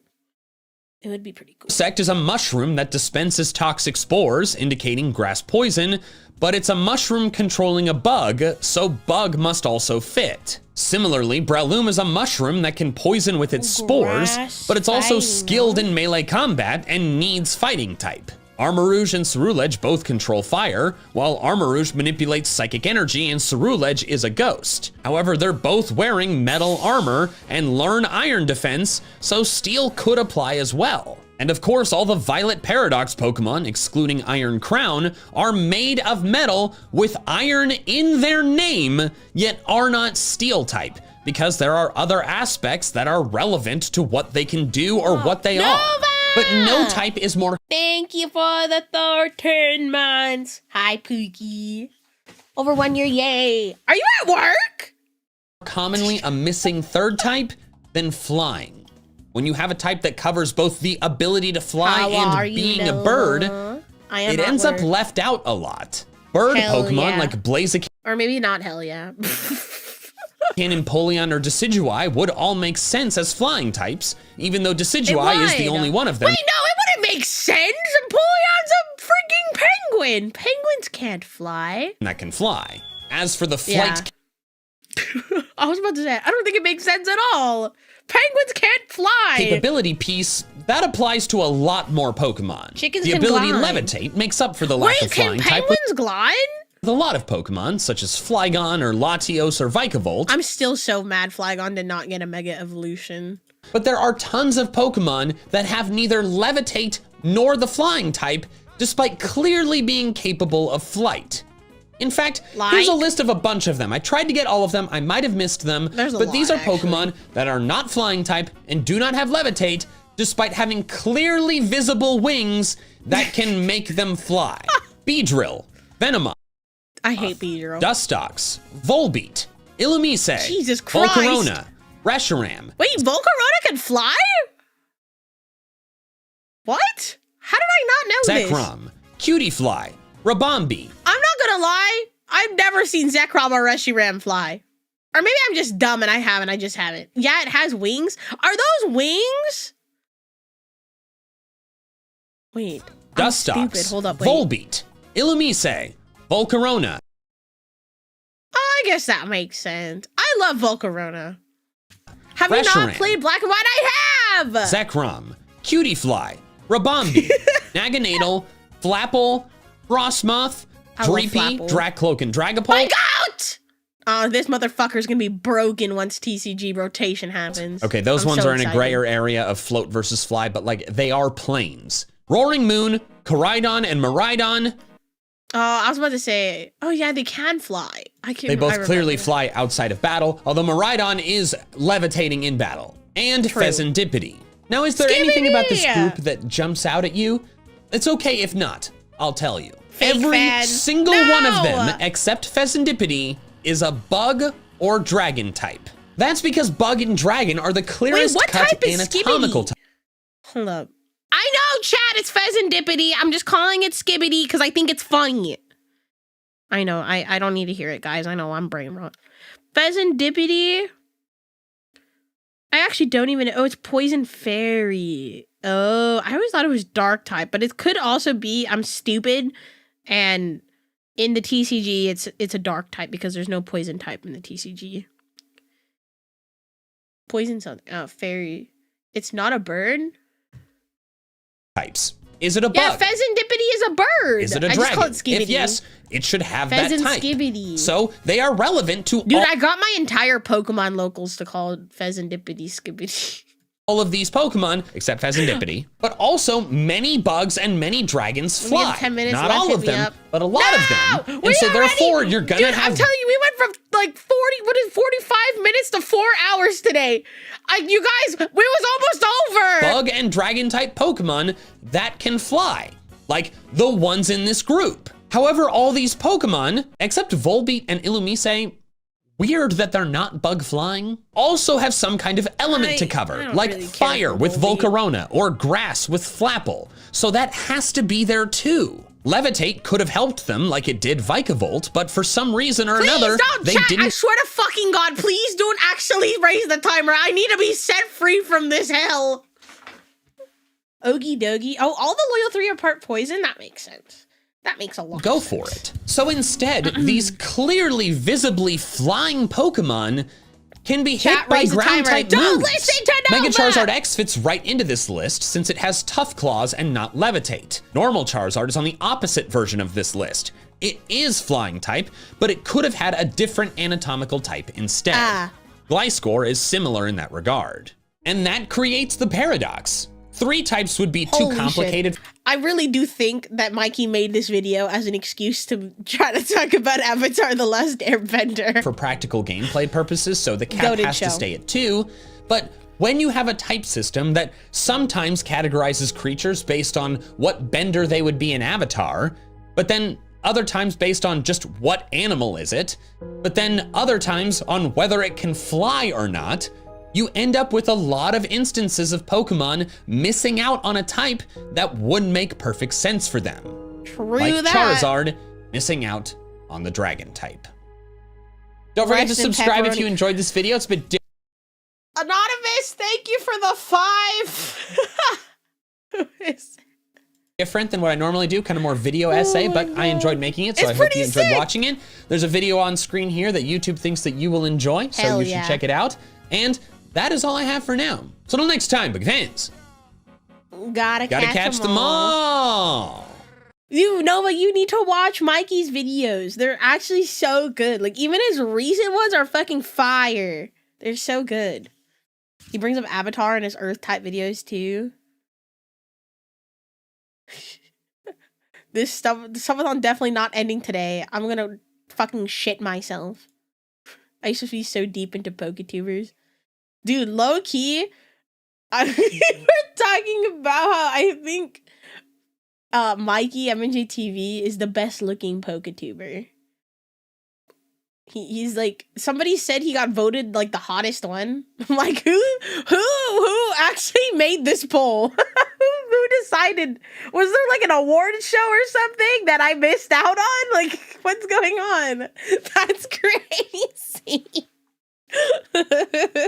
Sai and Mikey collab win. I shot my what is it? I shot my shot. No response. But who knows? Maybe one day. Why is it not you? True. Why is it not the lady with the big boobs?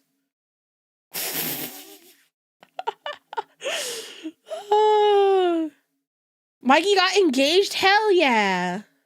We love to see that. Dude, not the One Piece videos showing up in my fucking feed. Dude, I'm telling you, I will eat my lunch and watch shit like this, chat. I will literally watch stuff like this. Okay. What the fuck? What is this? What is this? No, but I will literally eat my lunch and just watch matches like this because I need to study on how to fucking play. This is a fuck-ass deck, by the way. I love this deck. Oh, he's running the Sengokis. Oh, okay. I actually... Wait, who wins here? I think this matchup's a lot closer than people think it is. I I think a good emu player can win against a boa. Notice how I say good. Because I don't think everybody is good.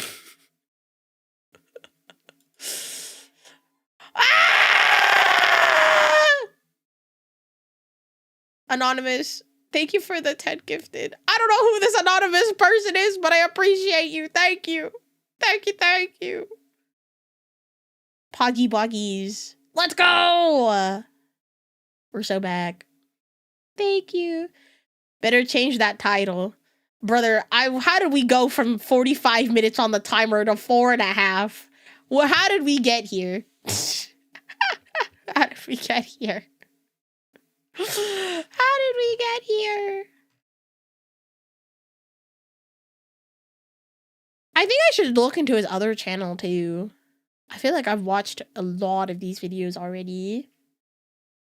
Cookie, hello! I need to give Cookie VIP. Hold up, guys. I should probably give... Why can't I add VIP? Hello? Am I locked out of giving people VIP? Hello? Lancer, thank you for the 5. Guys, please stop! Oh, wait, that's why. VIP, Nova, Alchemy. I forgot I can do it through here. Here, I'll please stop raising the timer. I will fucking cry. Mahal kita! Mahal! Putang ina! Wait, how many subs left do we have until the next stretch goal?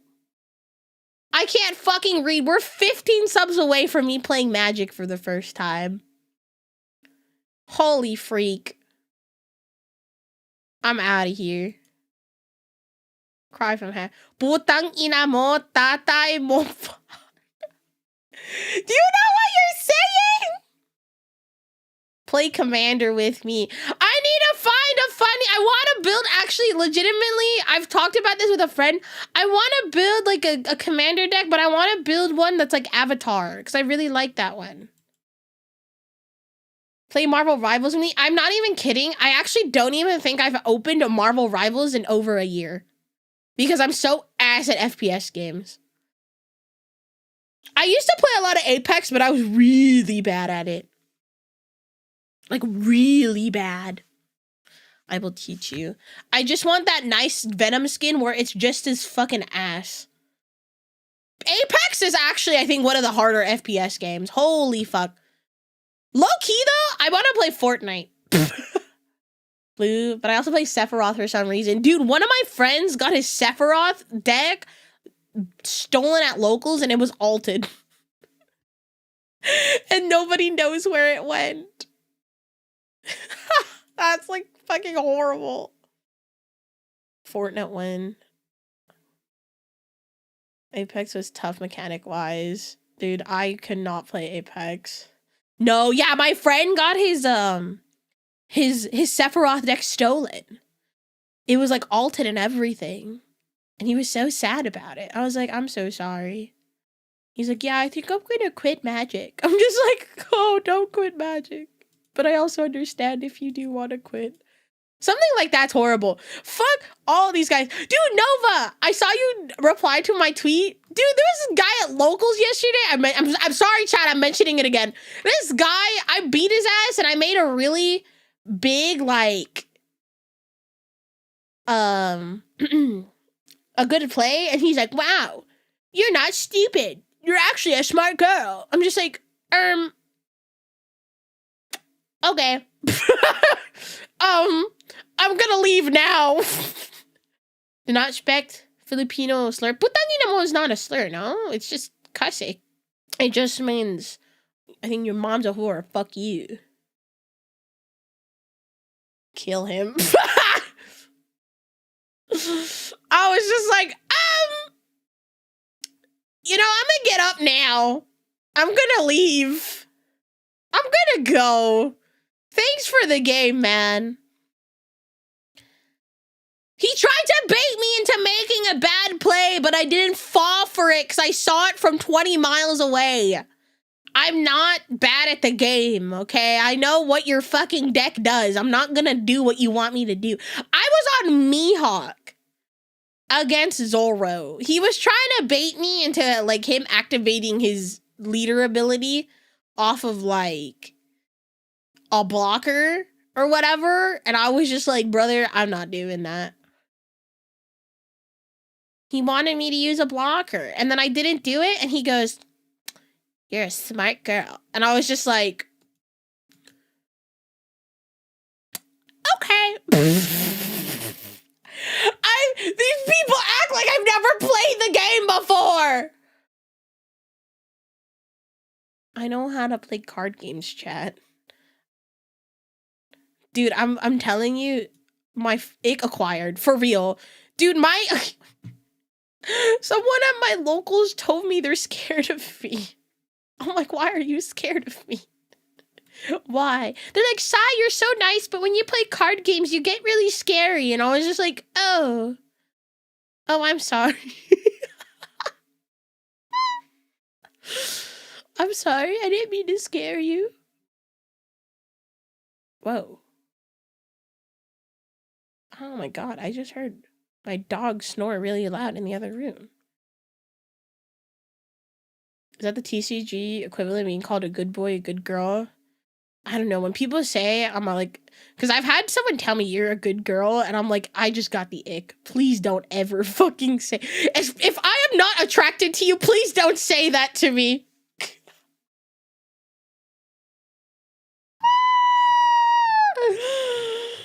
Please don't say that to me. Dies from cringe. For real. I can't stand people. Sometimes I'm just like, guys, please don't say that to me. Please don't say that. Oh, the Guess Who with Pokemon is low-key kind of silly. Should we watch that? What is this? Pokemon, but my Pokemon control the battles. Which one do we watch? Well, we can watch both of them. Alright, we're watching. We played Guess Who with Pokemon. Who remembers playing Guess Who? Because I'll be honest, don't fucking remember. Is it the one where it's like, does your person have blonde hair? No. Okay. Like, is it that? I can't remember. I haven't played. Can you tell I haven't watched Guess Who or played Guess Who a lot? We turned catching Pokemon into a game of Guess Who. We'll guess by catching a Pokemon, then asking a yes. Oh wait, never mind. Is this John Michael Cup? If this is John Michael Cup, we should save it actually. Wait, which one isn't John Michael Cup? This might be John Michael Cup. This is John Michael Cup.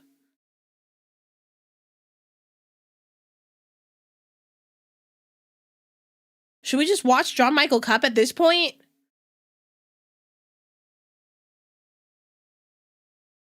We could. I kind of want to save an entire stream just for this.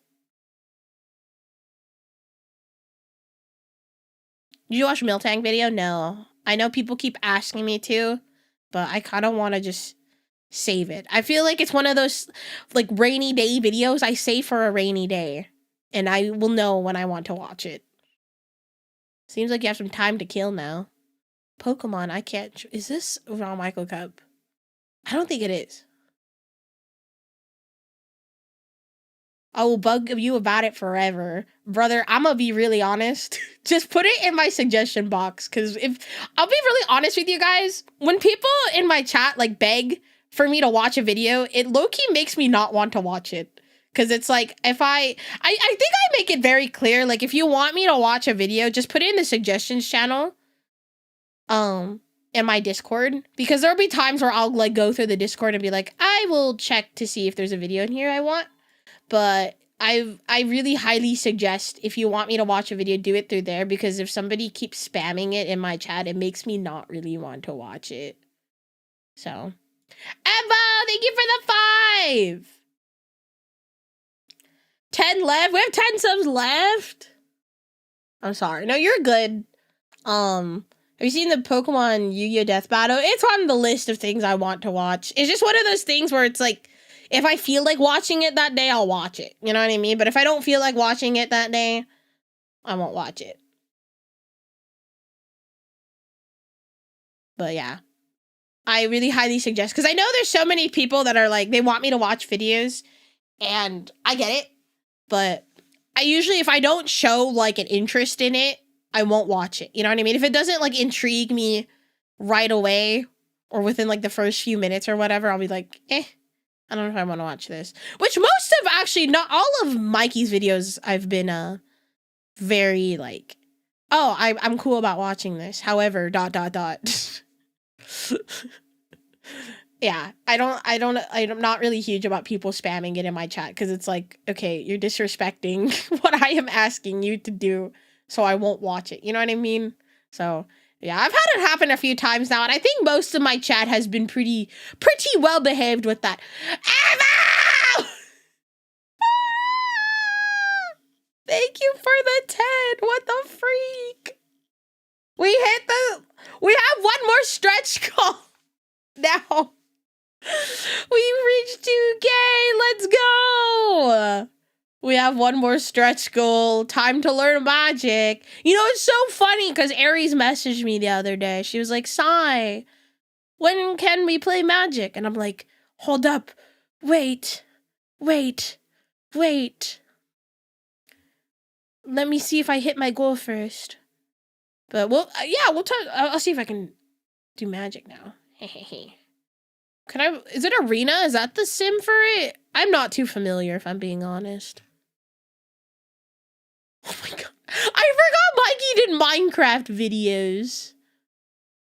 Oh my god, he played Disgaea? That's crazy. Oh, you know what? I kind of don't want to. Where is it? Dude, these videos, I really liked this video. I really liked this video, but we should probably start with this one.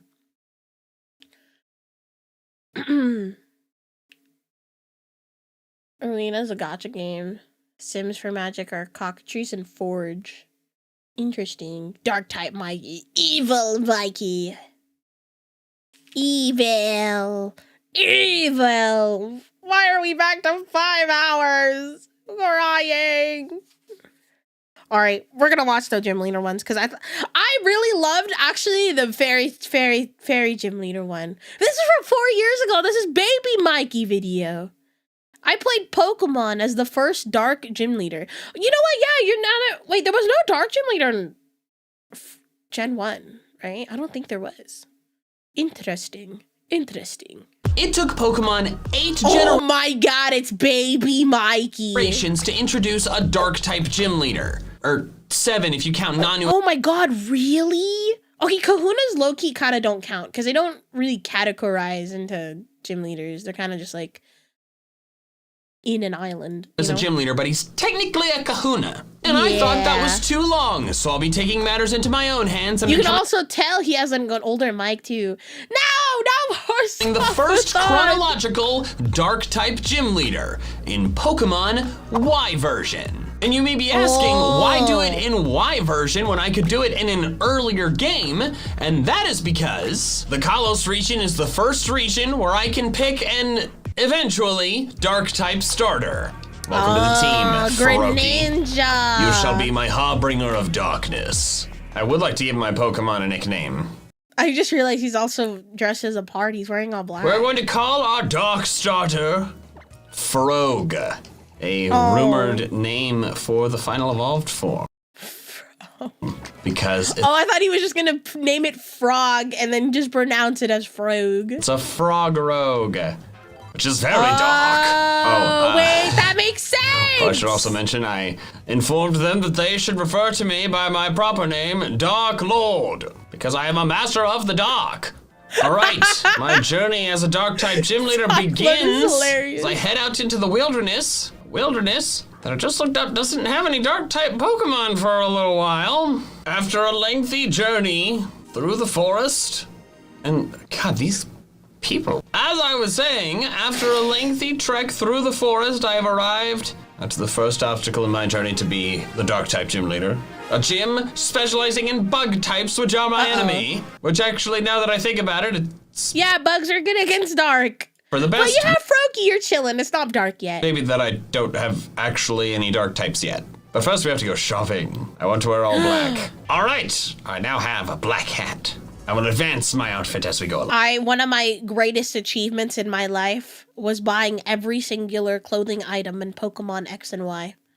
That is what my end game was for this game. Because honestly, the clothing choices in this game, I think, are still my favorite. The other games were just fine, you know, but I feel like there was something about X and Y's clothing that was just like chef's kiss peak. So all right. good. After fighting against the trainers in the nearby routes, it is time for me to fight the trainers in here, and then leave and heal, and then fight this gym leader. All right, Real. Dude, Viola, it's so, a user clothing choices were so good. I honestly think, okay, Legends EA's clothing choices were fine, but there was just something beautiful about the freaking X and Y ones. Everything after that was buns. Don't even get me started on the Scarlet and Violet clothing changes. Fuck the freaking customization in that game. I hated it. Types? Bugs are disgusting. Surskit, you are incredibly rude for resisting my water attacks. Not a fan, so we're just gonna lick you until you can't move anymore. That's fine. You can water sport all day. I do not mind getting wet. Okay. You know what? Mood. Why would you do this? The Surskit is done. Why would you do this? And here's her Vivian, which I will pulse away with darkness. I mean That's water. water. We'll get Dark Pulse eventually. That could have done more, honestly. That could have done less, Jesus. It's fine, we got this. One more turn. One more turn, yes! Outspeed the Vivillon, let's go! Darkness falls. Darkness actually didn't fall. Well, we get our first gym badge. Defeat Viola's the so disgusting pretty, bug type, man. and Frog evolves! Oh, that's wonderful! Frogadier! Ah, yes, your beautiful Frog. One step closer to darkness. Haha! It is I, It is I, Good Grunty boy. Must you continue to do this? Absolutely I do. Anyways, not? I need your help with something. The spinning arrow panels in the hideout were malfunctioning yesterday and, well, I hit my head pretty hard. I think I might have some mild amnesia. Well, clearly no. you still remember me, along with your frustrating obsession with busting in during my videos. Oh, come on, I could never forget you, Geraldine. My name isn't... I am here because I found this in my bedroom, and what is for that? the life of me, I cannot remember what it is, but I do remember that you were the one who told me about it. Oh, that's the Cove Commuter 2, an amazing wireless speaker from the sponsor of this video, Cove. I've had mine for almost a year now, and I really love it. I have not heard of Cove in so long. It's my go-to speaker at home and on the go for music, audiobooks, and podcasts, and it easily pairs to my devices using Bluetooth. It is water resistant and has a built-in microphone to take calls as well. You bought that one a while back after we discussed it. Wow, I bought something and didn't steal it? Man, this must be amazing. It feels really high quality too, which is great. Oh! Relax, that's supposed to happen. It can split into two separate speakers to provide you with really cool stereo sound. It's like two speakers for the price of one. Oh. Well, I'm glad we sorted that out without any overreactions. Let me try this.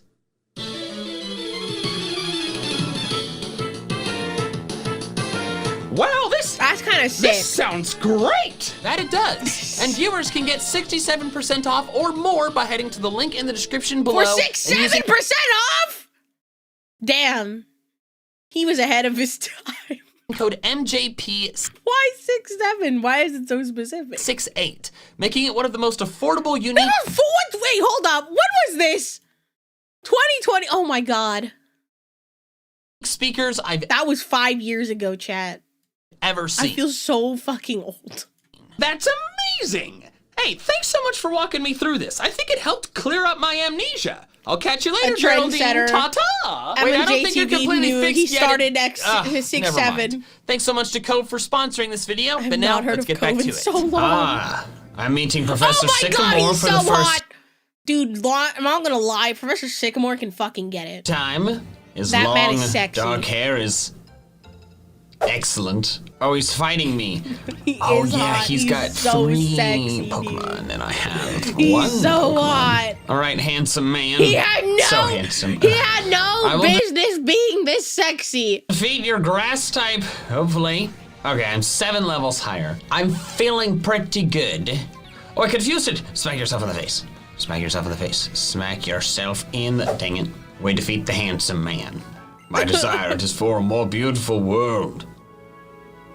Okay. What Thank about you. a world Thank that you. is dark? Thank you, Oh my Lysander. god! Oh my god! I have stumbled upon... It's my favorite Pokemon. It's my baby. I love Pancham. A wonderful thing! Finally a Pokemon other than just Frog! It's a panda. Excellent! love Welcome to him. the team! Finally, my first Pancham is your favorite? Pancham is my favorite Pokemon. dark Pokemon that's just a He's fighting just type. a We're going to boy. call this team member Roughneck. For right now, it is not dark, but it will reach It will be dark. those heights soon. I have arrived in... I'm one of those Pokemon fans where it's like, my favorite Pokemon isn't a very popular Pokemon, so I'm like sad and happy that there isn't very much merch. Because that means like, oh, you know, I don't have to spend a ton of money. But also, I wish there was more merch for my favorite. Come town. What? I don't speak French. Well, somehow, despite I the fact almost that I failed am French on in a righteous high school. quest to become a dark I got type like a gym C in leader, my class. I am being sent on errands to fetch a flute. The entrance fee will be $1,000 per person. That's crazy. That's evil. I respect it. I have to find this guy's furfrou. Oh, I got the HM for I don't cut. think mine has official merch. Does Togekiss not have official merch? If only I cared. Oh,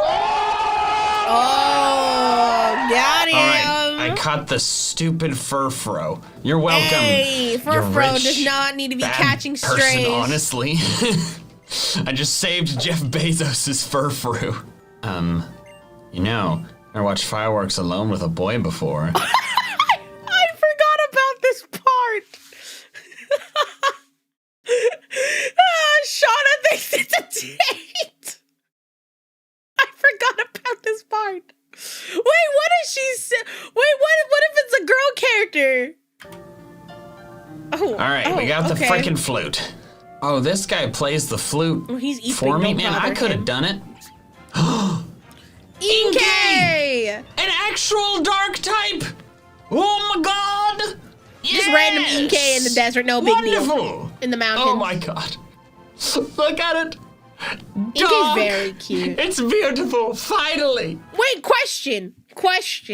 How if you're playing on not a handheld, how do you evolve Inkay? I will call thee Aphoticus, A Photicus. named after the aphotic zone of the ocean. The zone of the ocean where giant squids live and sunlight doesn't penetrate. I'm scared of that place. Which means it's very dark. Oh my gosh! Oh my gosh! There's Absol, also man, Absol on this so route. sick. This route is amazing. I might need a great ball for you. If I have to hit you, I hope I don't actually have to hit you. Okay, I might have to hit you. Level 13 Absol. I Oh forgot my- you can get Absol so early in this game. God, that did a lot. Actually okay, fucking nuts. Okay. Yes. Okay. Whoo! I will call him Azrael after the Angel of Death, which is very dark. Oh my God, a Sandile! This area is full, It's just full of dark types. All right, another dark type. I shall name thee Gariel after the real world crocodilians with the really long skinny snouts. And here he is, Grant, with his Amara. Luckily, I love have that a damn Pokemon thing. that decimates rock ice types. No!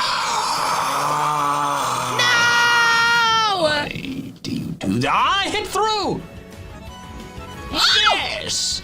You know, Roughneck, even though you're paralyzed, I bet you can beat this Tyrant too. I With bet you your can stump beat the and shit out aha! of this guy. Ooh, that was good. One more. Never mind. Stop stomping me. Oh no, why'd you have to crit me? We hit! And Roughneck gets the win. It seems Skater Girl wants to fight. Oh my god. I better get a gym badge for winning this. Oh, she's got 2 fighting types. Hope you don't use any special moves. Good Lucario, sir. That did way less than I needed it to. It should die to Sand Tomb, right? I don't have priority. Yeah, okay. Oh, well, all right, Frog. Thank God I have you. All right, I've got this, her second Lucario. I'll go with my not dark type yet Pokemon, but it's fighting. Karate chop. Took me 3 Pokemon to do it, but I still did it. Stunky! I love an Stunky. Excellent Pokemon. I feel like there's not enough people who like Stunky, so I like Stunky. Even though he probably stinks really bad. Pokemon to find because it gives me a wonderful counter for fairy types. True! Poison do be good against the fairy type. I gotta say, Contour is pretty freaking fun. Every time it's like, oh, why you gotta drop my stats? It doesn't drop them. Let's go! And I've got a full team of 6. They're not all 6 dark types, but we're working on it. This Stunky shall be known as Pesticide, for its main purpose will be to deal with fairy pests.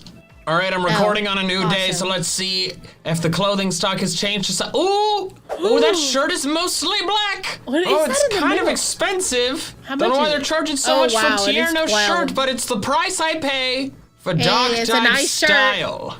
Excellent. My stylish dark type outfit gets closer and closer. Time to grind. Oh my gosh, Gariel's evolving.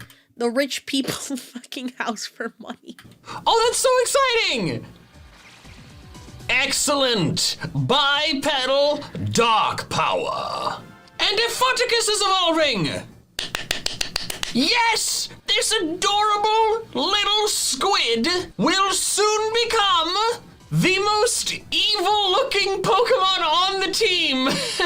Oh my god. Darkness! Well, hell yeah. Now here comes one of the stickier parts of my quest to become not only the first dark type gym leader, but the strongest gym leader. It's the fighting gym. Roughneck! Yes! My squad is one step closer to being entirely powerfully dark. All right, Karina, you and your fighting types, against all odds, will go down. I know this fakes out me. Fake outs me out? Fake outs me? I think it's fakes me out. I don't know. I'm a VTuber and a card gamer. I don't know how to speak English or read or have proper grammar. Listen, okay, it's over. Psybeam, the super effective move, is enough for an Oko. Ooh, and she sends in her ace, the Halucha. Will my Psybeam be enough? Oh, it's setting up. I don't like that. I don't like that. How much does the Psybeam do? It's a 2-hit KO. We can live 1 hit. Ooh. Oh! Aphotics wins! Wasn't a lot. Way to go, Aphotics! I looked up the pronunciation of the word, and it's aphotic, not aphotic, which I guess makes sense. A photo without light. Regardless. All right, 1 Pokemon left. 1 Psybeam should do it. Never mind. Psybeam should do it. Oh, we lived. It's got higher attack now, but we KO it easily. She heals. Okay, fine. This should be it. No, never. She heals. Are you kidding? Now this should finally end it. And it does. Against all odds, the dark type gym leader upsets the fighting type gym leader using only 1 Pokemon. As a reward for my victory, I am being gifted the ability to Mega Evolve. However, the only member of my team that can Mega Evolve is Absol, and I have no idea where to get an Absol Mega Stone. It seems I'm being forced to use a fighting type to progress in the game. That's fine. Fact. Ugh. Disgusting. Here's the Will I first take Mega Lucario with me? Evolution! No. Ugh. Wait, can you actually just say no? Will Karina still make you take it if you say no? Ugh. Finally! That's real. My desire for a full dark team is finally being fulfilled! Frog the Greninja! My dark type team is complete. Greninja's so Well, cool. in the sense that I now have 6 dark type Pokemon. They're not all fully evolved, but we're working on it. Oh. You'll be forced to accept Lucario fake choice. Fair. Fly. Yes, right. Fly. Go My team Team can Sky. definitely learn that. Serena wants I mean, I'm sure Stunky could fly if he believes in himself. to fight me. And Pesticide gets the win, and it's enough to evolve. Okay, well, thanks, Serena. Yes, yes, we have Skunk Tank. Oh my god, I love this thing. What? All right, Teach him Ramos, flamethrower. I'm about to crush your brittle bones. Okay, that was too dark. Yeah, don't hurt the elderly. Poison Jab. Wow, I'm overleveled. Crushed it. Poison Jab.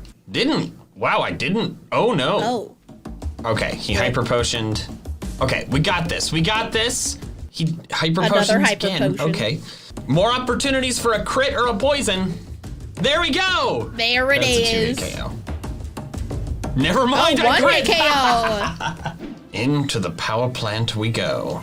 All right, after several mind-numbing battles, I have reached the end of this quest with these stupid, brightly colored wearing people. Why aren't you wearing all black? Oh, and I have to fight an admin. The biggest fan of the Team Flare attire.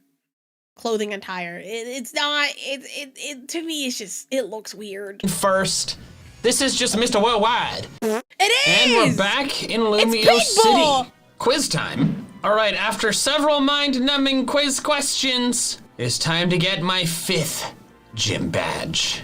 Oh, and he sends out Emolga first. Crunch probably still does a lot though, right? 2-hit KO with Crunch, sweet. All right, 1 down. All right, the Heliolisk is down. This thing is sturdy, so I'm just gonna heal to scope out what it's gonna use because I know it's gonna take 2 turns for me to beat it. Mirror Shine, how much does this do? Oh my god, that is a lot. Sturdy is so annoying. It's fine, it's fine. No! Gariel can finish it off. Yes, Gariel, finish what you started. With some help from Roughneck, Gariel takes the victory. We have defeated the Bright Gym with darkness. Oh, and how poetic! Gariel is evolving. And finally, with our new crocodile, my team is fully evolved. I've made it to Laver City. And there's a clothing shop. You know, I gotta say, I think we gotta switch to this hat. I'm fond of the other one, but this one has more black. And I'm a dark type gym leader. I'd have to be styled out in all black. The drip do be dripping. Still haven't found any black pants though. All right, I'm here in Laver City, which means it's time for the fairy gym. Uh-oh. Dude, I love this gym. I thought this gym design was so unique and so fun. However, if I'm able to defeat this gym, this will be the last one that has a type advantage over dark. All right, Valerie. Fairy type leader. I love Valerie. That's all I'm asking for. Her design was so One down. good. Mr. The X and Y character designs Loki cooked, okay? Except for Team Flare. I'm not really a huge fan of Team Flare, but everybody else cooked. I'm crushed it. Finally, Sylveon. Sylveon, you must fall. Oh, it didn't fall. Oh, but I poisoned it. Neutral, how much does this do? Oh, that is a lot still. Oh, so One more close. turn. One more turn. It's One fine, more turn. it's One more fine. turn. I outspeed. She probably heals here. Hyper potion. Ha! I'm still gonna get poison damage. Better damage roll. Oh, poison kills. Yes! Pesticide succeeds with its Pesticide double heal. namesake We love of pesticide. crushing and obliterating fairy pests. Yes, Valerie, give me my badge. For darkness has proven superior. Real. Why would I ever pick a big nugget over the Master Ball? Just do it. What? Hello, Obama. Just do it. Pick the give me nugget. something. Abomasite? What about an absolite? Well, I guess, why would True. an Abomasnow have an absolite? True. But I would still like one. All right, it's a new day. It's time for more shopping. Okay, there's no black pants, but that V-neck. All right, absolutely an improvement over Tierno's shirt. All right, I'm here in Sillage City, which took a while to get to because I had to go on foot because none of my Pokemon can learn fly. But I believe we're gonna get some stylish. Are those just the same pants 3 times? Oh my god! It's a flock! This solves my flying problem. All right, you little birdie. You beautiful dark birdie. Not a bird. Not a burb. Oh, Or rip. don't. Do I have any way of hurting this thing without one killing can it? learn fly. Timer balls are gonna work well in just a couple turns, though. Okay, well, there go my timer balls. Don't kill it. Don't kill it. Yes! Come on, give it to me. Are you kidding Why me? is What is this Murkrow thing's so catch rate? stubborn? It's 30. Why is it so low? It's easier to catch a Nidoking than it is to catch a Murkrow. My last Ultra Ball. Rip.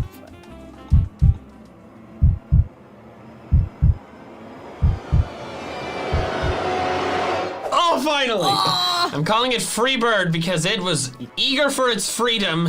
All right, Murkrow is in the party. It will not be a battling member of the team because I don't feel like leveling it up. I am using it to transport myself. Serena wants to battle again. Oh, she Fair actually has enough. a 4th Pokemon now. Wow. Oh, forgot it knew that. But doesn't matter, it's dead. All right, Chestnut, go down to my Psycho Blade. Oh my god, why did that do so little? An absolute decimation. Victory is mine. Darkness. All right, now it's time for the Psychic type gym. A gym that, frankly, I am not concerned about. And here she is.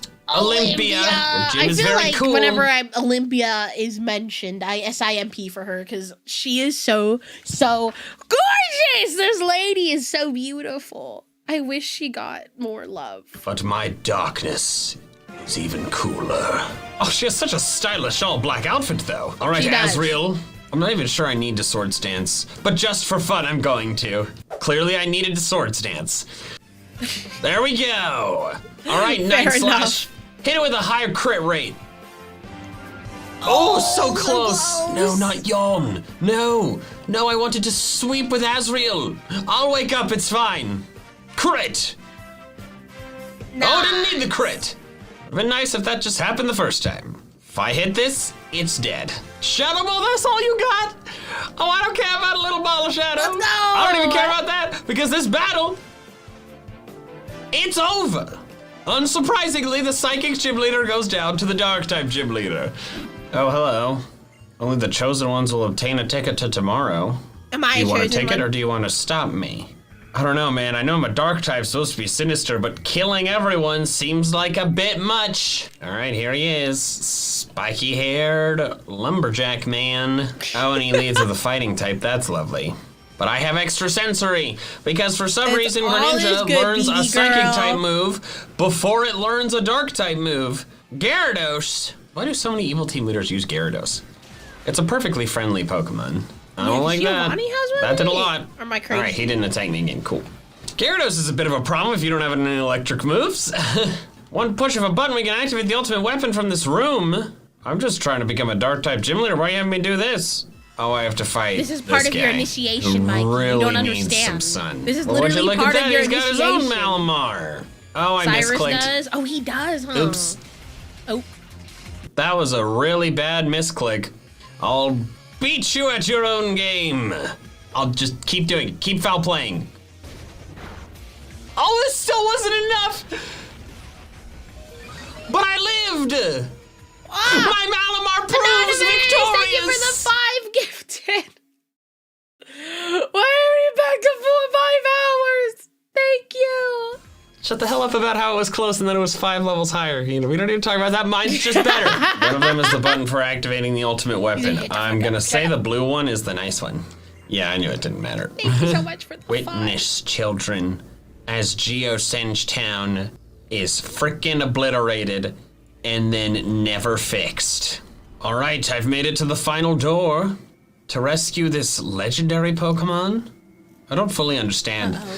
Didn't pay much attention whenever we discussed it with the professor or whatever, but some legendary Pokemon to save. Don't know which one. It's awakening. I didn't do anything though. What woke it up? Oh! No way! Bacon! Bacon Man! A dark type legendary Pokemon for a dark type gym leader? I didn't plan this at all! But now I have to fight. Shocked Pikachu's face. I had no idea. I don't know how I'm gonna do that. You know, your Dark Pulses sure do a lot for resisted attacks, man. Just gonna say that. That's a lot. Did I...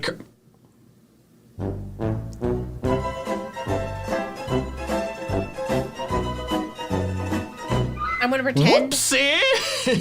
I've never failed to catch it first try before. All right, round 2.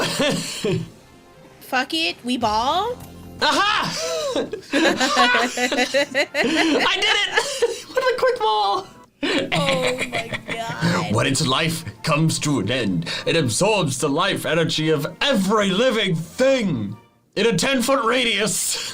That's what are we insane. Gonna name this thing? That's we shall actually name insane. my beautiful dark type legendary for the dark type gym leader, Downfall. All right, Azrael, I love you, but you are the only member of this team who does not have a secondary typing. So what I'm gonna do, Azrael, is for now I'm going to send you on a quest to search for an Absolite. When you return with one, you and I will conquer this region. Not literally. Like, you know, I'm just gonna be a really good dark type gym leader. Nice outfit, Lysander. All right, we're fighting Lysander with some metal bugs for some reason. I forgot All right, that he Downfall, had you got this this. fuck-ass outfit. Oblivion Wing. That is dope. Okay, don't do too much. That's a 2-hit KO.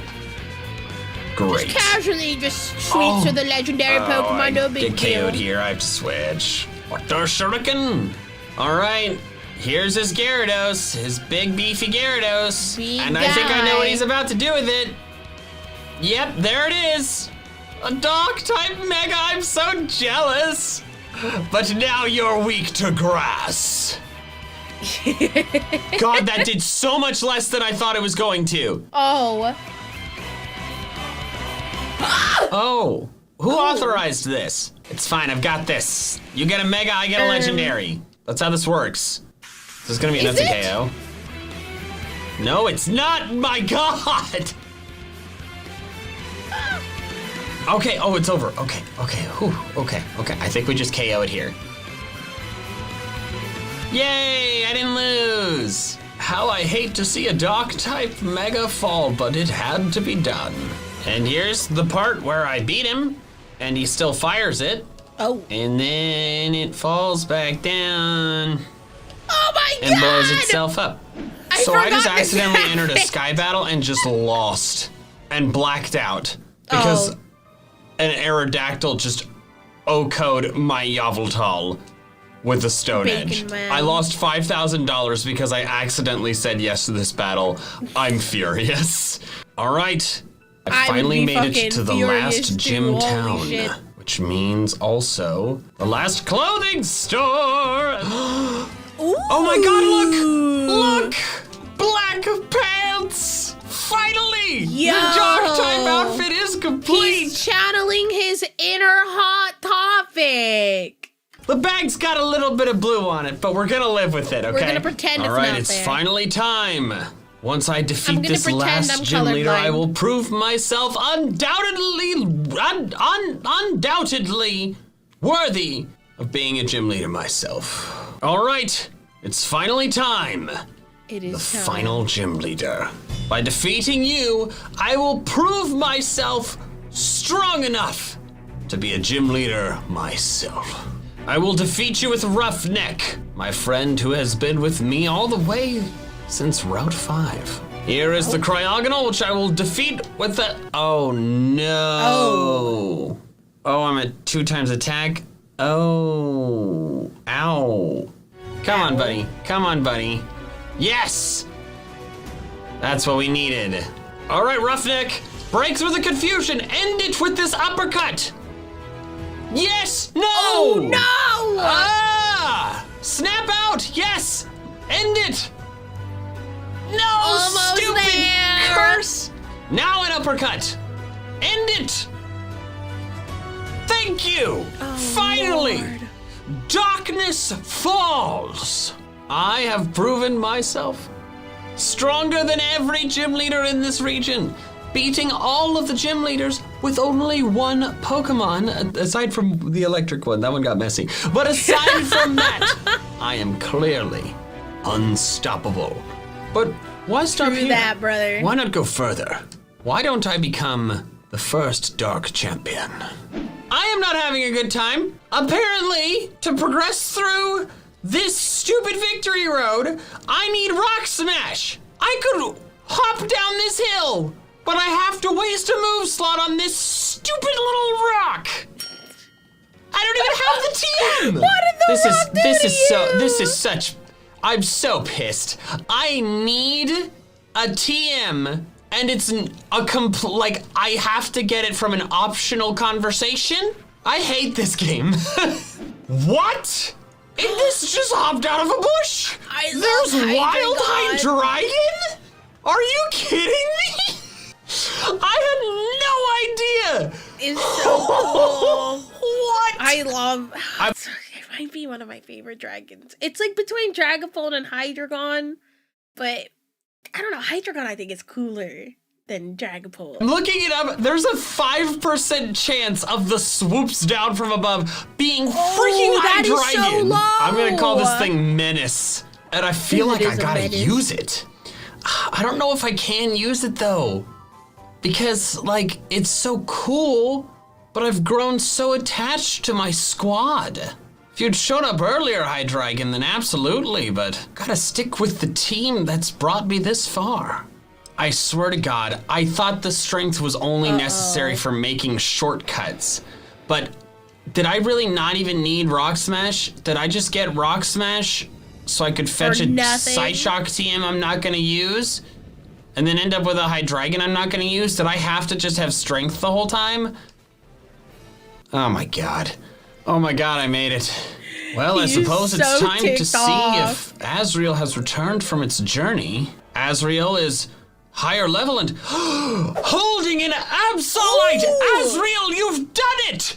I will finally be able to Mega Evolve! Downfall, you have been amazing. But as a gym leader, I will not be allowed to use legendary Pokemon. So for True. me to win this, I must do it in a method that's fair. To be fair, Fair no enough. gym leaders use Mega Evolution either, but I have a moral opposition to that. They totally should have, so I'm gonna use a Mega Absol. It's finally time. It is time. I've proven myself worthy of To being a the Dark-type Pokemon gym leader. League. And now it's time to prove myself worthy of being a Dark-type champion. All right, Seabold, you're up first. All right, Azrael, it's finally time. I will finally know the power of Mega Evolution. Yes! The Angel of Death, There it is. Azrael, shows its power. Uh-oh. Oh.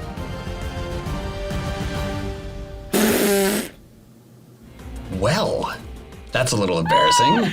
It's fine. I got this. I got this. That's so funny. God, that did not do very much. God, that did a lot. Oh my God, is this the first? That is so I sad. went with one. All right, we're at +2 attack, +2 defense. Are we chilling? Oh, no! Crap! Oh wait, I have an entire team of dark types. I think I'm okay. There we go. Oh, of course he has a Gyarados. Oh God! Oh no. Jesus Christ. I lived! Imagine that Gyarados survives. That Holy moly, I would have crashed was out. very terrifyingly difficult. All right, Malva, I'm feeling better Malva, against her low-key a because I baddie. actually have more than one attack that's super effective against her specialty. Okay, good. Great.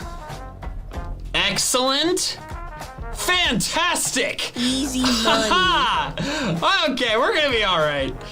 All right, Wickstrom, now it's your turn. All right, we're getting the hit on the Aegis Slash, flinch it. Oh, no, we're getting hit. Rip. Okay, There's the stance we are change. getting hit. Oh, never mind, we flinched it. Now this Dark Pulse should finish it. Let's go. Scizor. Holy shit, we're One so bad. flamethrower should do the trick. Oh no, you're kidding! survived! And now he heals, and maybe I'll get a better damage roll. Oh, I got the better damage roll that time. There we go.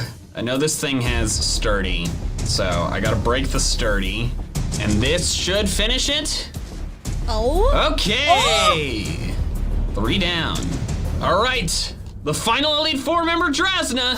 If I recall correctly, she leads with Dragalge, so I led with my Psychic type. I clicked the wrong move. Oh, Lord. Oh, I'm an idiot. Got him. Booyah, 2 down.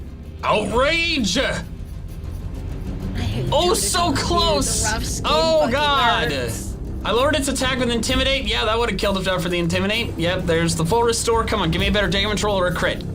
Better damage roll or a crit.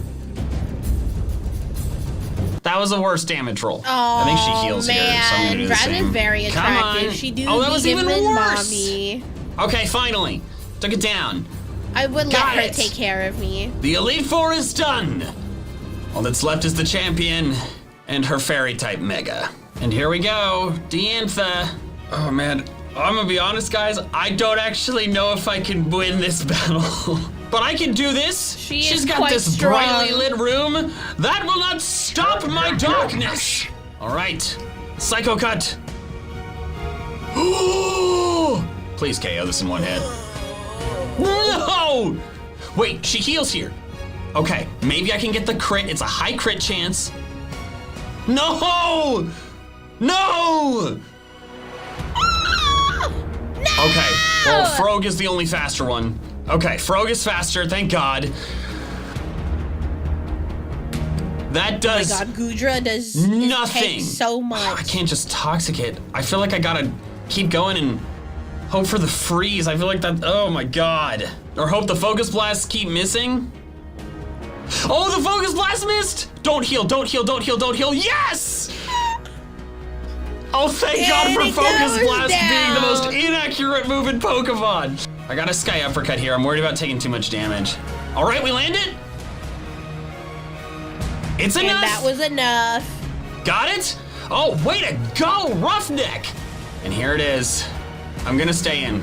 I know this thing just obliterates me, but if there's a chance that I can get the defense drop with Crunch, that could be huge. Might be worth. Okay. It might be worth. Oh, it's faster.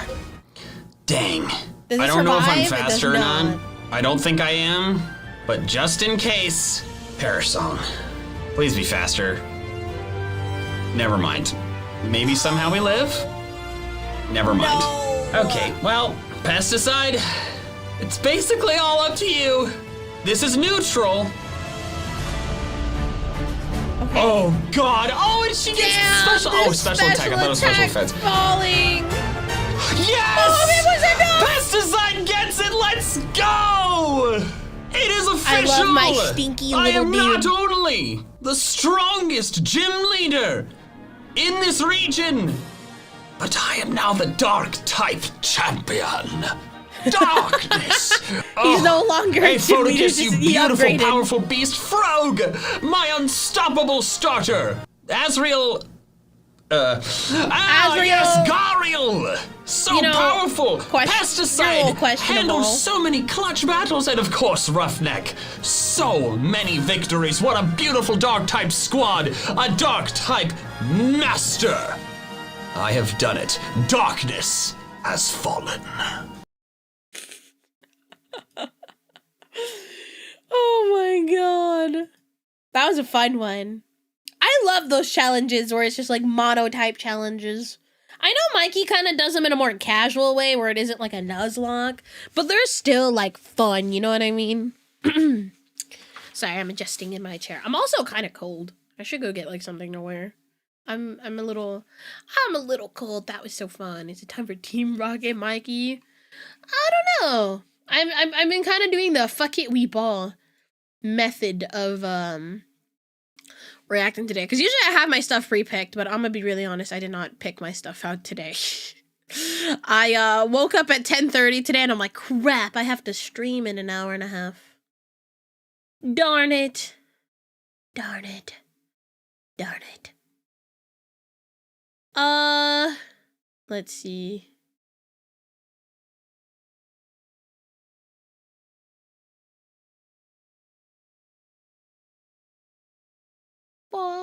Monotype challenges are fun. I agree. I think they're a lot of fun. Let me go check in my other browser.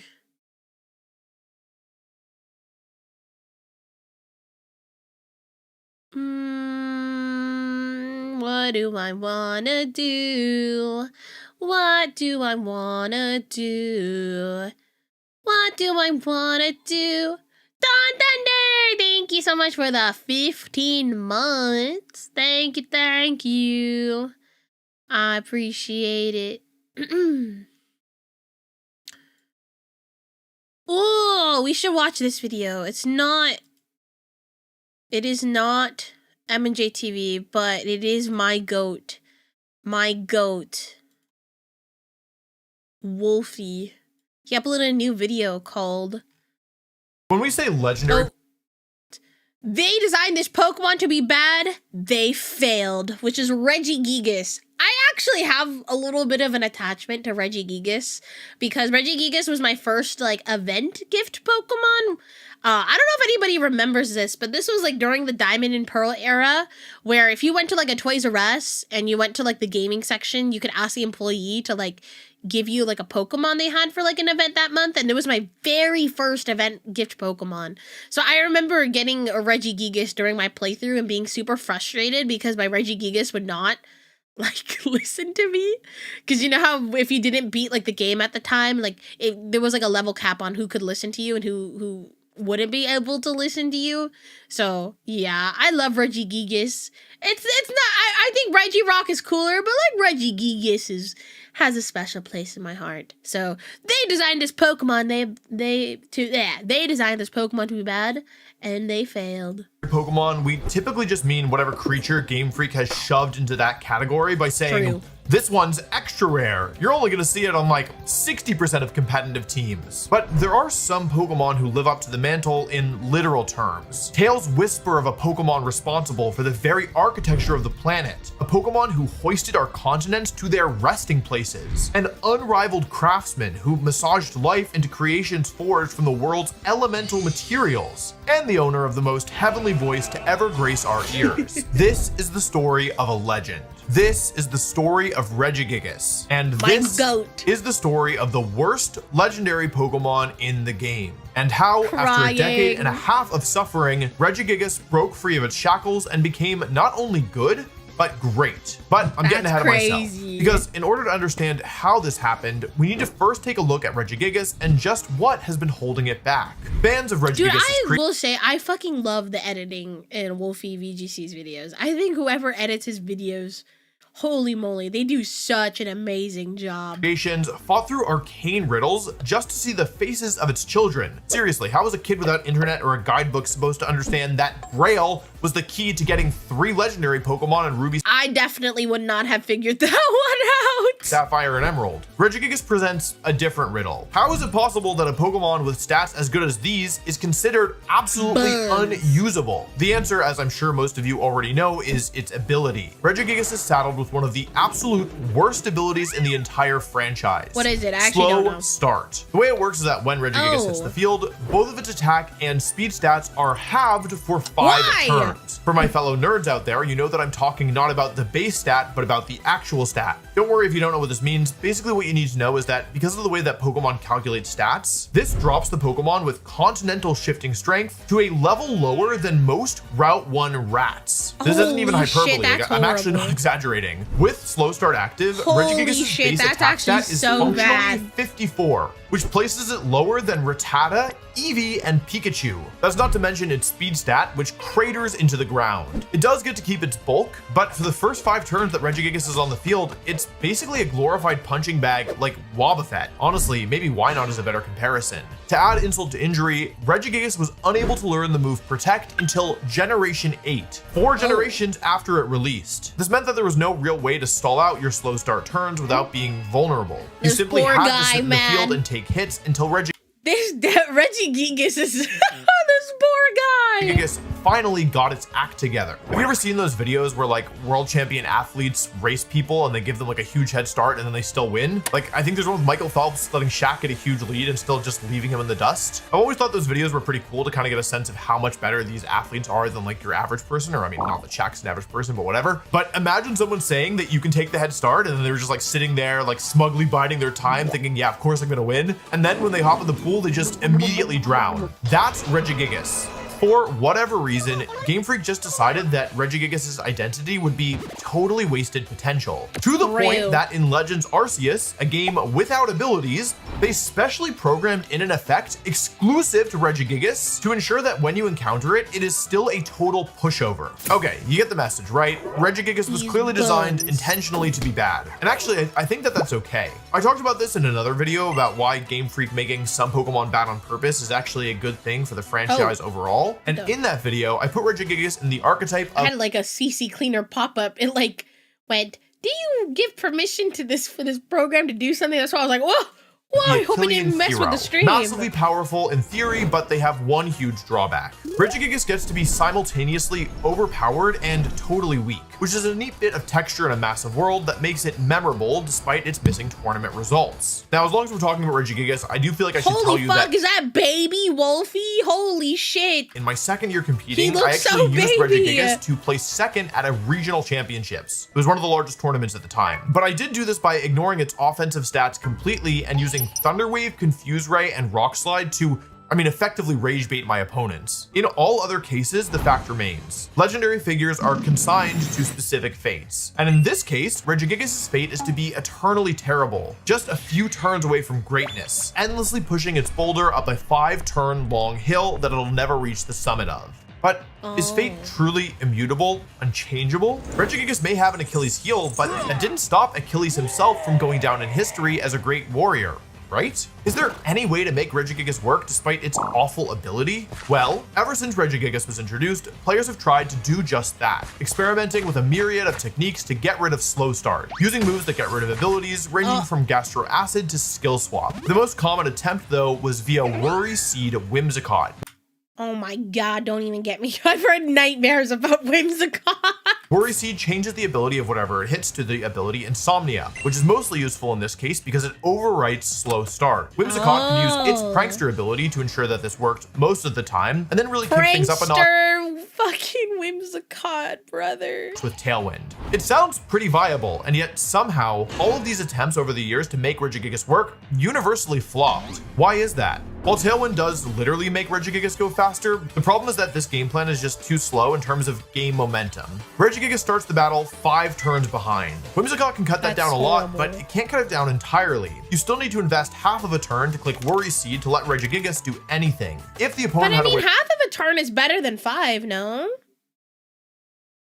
to stop Whimsicott from moving, such as Fake Out, you'd end up starting the battle super far behind. Because remember, Regigigas didn't learn Protect. I guess what I'm trying to say is that with this strategy, if anything ended up going wrong, you might just not be able to recover because of how bad Regigigas was with its ability active. So shaving off 4.5 turns wasn't enough. For Regigigas to succeed, players somehow needed to lose 0 turns. They'd need to turn off Regigigas' ability as soon as the battle started. But that shouldn't be possible, right? Enemy abilities got you down. Your own abilities got you down. Introducing Weezing's Ability Be Gone. The revolutionary all-in-one ability repellent from the same people who brought you such hits as Gastro Acid. With our patented neutralizing gas technology, you'll never have to worry about anything in your battles again, other than moves, items, types, stats, natures, but hey, not abilities. Side effects may include breathing, stomping, tantrum. Sorry about that. These unskippable ads are just getting really out of control. Anyway, it's me again, here to ask you to subscribe. What you should is do this fucking emoji? It helps the channel and you get to see more videos. But I should tell you that the side effects include breathing, stomping, tantrum.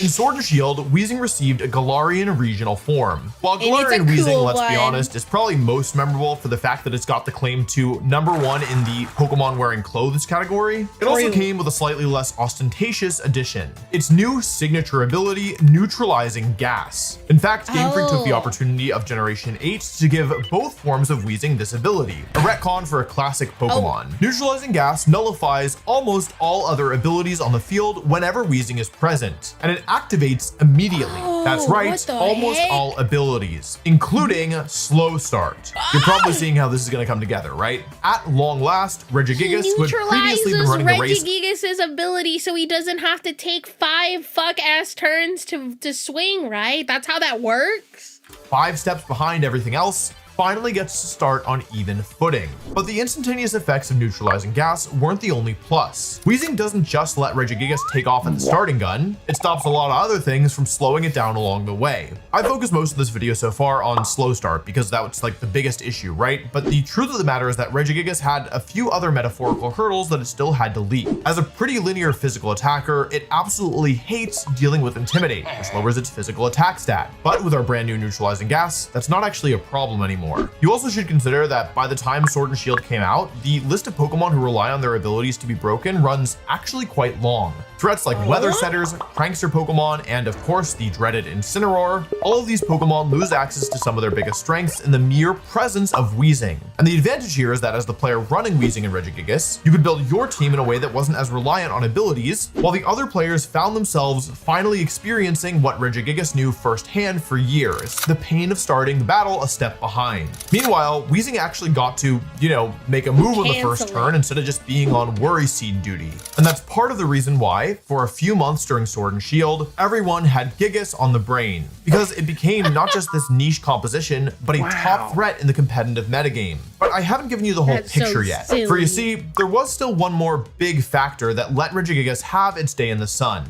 Literally. Regigigas is one of those Pokemon who, despite being separated by 4 generations, seems to have been designed specifically for a generational gimmick from far past its release date. In this case, it has to tip its massive head to Galar once more, who gave it both some British pollution tactics for its partner and the boon of Dynamax. Before Dynamax, Regigigas' massive bulk was a mere method of prolonging its torture, and the futile hope that you would somehow survive for 5 turns. But with both neutralizing gas and Dynamax, Regigigas became a behemoth foe, near impossible to take out in one turn, and capable of dropping enemies in one single attack. Dynamax doubled a Pokemon's HP, and when you consider that Regigigas actually has incredible natural defense stats, you can probably start to see that Regigigas might be sticking around for more than 5 turns, even though it doesn't have to with Weezing around. All this bulk also made Regigigas a very good user of Life Orb, which was the best offensive option for most Dynamax attackers. This is because of the weird interaction it has with the mechanic. Dynamax gives all your moves a power boost, and Life Orb also gives them a separate power boost, and when you combine these 2 factors, you get powerful multiplicative scaling. This is actually the most scaling you can get out of your item because the Choice Band and Choice Specs item, which are normally the ones that give you the most power, don't work when your Pokemon is Dynamaxed. It's not just the power boost though, because for some reason, when you are Dynamaxed, the recoil damage you take from Life Orb is halved. It deals only 5% of your total HP as opposed to its usual 10% cost. Now there is a downside here, which is that if you build your Regigigas specifically to be used inside of Dynamax, then it's going to be hogging your Dynamax most of the time. However, that's not so much of a problem because it's a really good Dynamax Pokemon, one of the best in the game actually. And there actually was an upside to planning on Dynamaxing Regigigas every time you brought it. You could choose to use specific moves on Regigigas because you knew that oh my god. I was gonna look at these Regigigas every time you brought it. You could choose to use specific moves.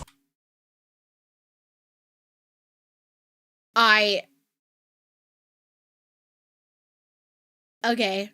on Regigigas because you knew that you'd be spending most of your time in big mode. Specifically, Regigigas was free to run Giga Impact as its normal move of choice. This move is almost never used in normal circumstances because out of Dynamax it causes you to waste your next turn and also it can miss, but when you are Dynamax it turns into Max Strike, and an absurdly powerful version of Max Strike as well that not only has no drawback but also has the secondary effect of dropping both of your opponent's speed stats whenever it hits something. Lovely. This is a big deal because it not only does absurd damage but also Regigigas is kind of like at the upper middle end of speed, and so if you drop an opponent's speed stat, you'll probably outspeed them on the following turn. This is especially useful because Regigigas drops the speed stat of the partner Pokemon as well, so even if you KO one Pokemon, you still get the benefit of dropping the other one's speed. It's also worth remembering that Dynamax moves and their secondary effects still work even if you protect against them. They actually still do a quarter of the damage. Normally, if you attacked with a max move and protect, you would assume it wouldn't do that much damage, but given how strong Regigigas was, it was often doing half of a Pokemon's health even if they protected. If a Pokemon didn't protect and they didn't resist normal or they weren't Dynamax, they were probably taking a one-way trip to the Shadow Realm when matched up against Max Strike. It wasn't even like Max Strike was Regigigas' only option either. It also has incredible coverage moves, including High Horsepower, Ice Punch, Thunder Punch, even Iron Head and Darkest Lariat saw some play. Most of the time though, you were pretty happy if you were just clicking the big button. Regigigas, once unable to do more damage than Eevee, quickly racked up its own portfolio of MLG montage-ready one-shots. Let me be clear, this was not just a passing fad inspired by the chance to finally make a meme Pokemon actually good. Regigigas was a real threat, something I can tell you firsthand because I played against it in the finals of the Players' Cup 2, which was the biggest tournament of the official circuit when events went online during the pandemic. My opponent teamed Regigigas with two of its most common partners in Regieleki and Urshifu Single Strike. I've heard so many war crimes that Urshifu has committed throughout the Sword and Shield competitive era. Both of them do have great abilities that they like to use, but they can function okay without them. You didn't have to ignore abilities completely when building a team with Regigigas, because realistically, these Pokemon were only coming in once Regigigas, Weezing, or both of them were off the field. Regieleki and Urshifu were more than capable of cleaning up games on their own, especially after Regigigas got to work. And Urshifu in particular was quite nice because it could remove those pesky ghost types early on alongside Regieleki, basically opening the door for a Regigigas sweep. Choice Band Single Strike Urshifu also loved the speed control provided by Max Strike, because if Weezing went down and the opponent's speed was dropped, it could just come in and click Wicked Blow to tear a hole through the opponent's team before they could reposition once Regigigas or Weezing went down. My opponent also brought Torkoal and Venusaur, with the idea being that you could split the team into 3 distinct pairs, each of them enabling the other for a massive amount of strength. I did end up winning the finals, but I also lost to this team earlier in the tournament, and I think the fact that it made it this far in the first place is a testament to Regigigas' What is strength. bro reacting about? Competitive Pokemon VGC. It's really scary. However, showed us Regigigas' weaknesses. Regigigas may have shielded its Achilles, but it had really only transferred that weakness somewhere else. Take a look at this clip from Game 4 of the Grand Finals. Torkoal tries to protect as well. Regigigas' high horsepower.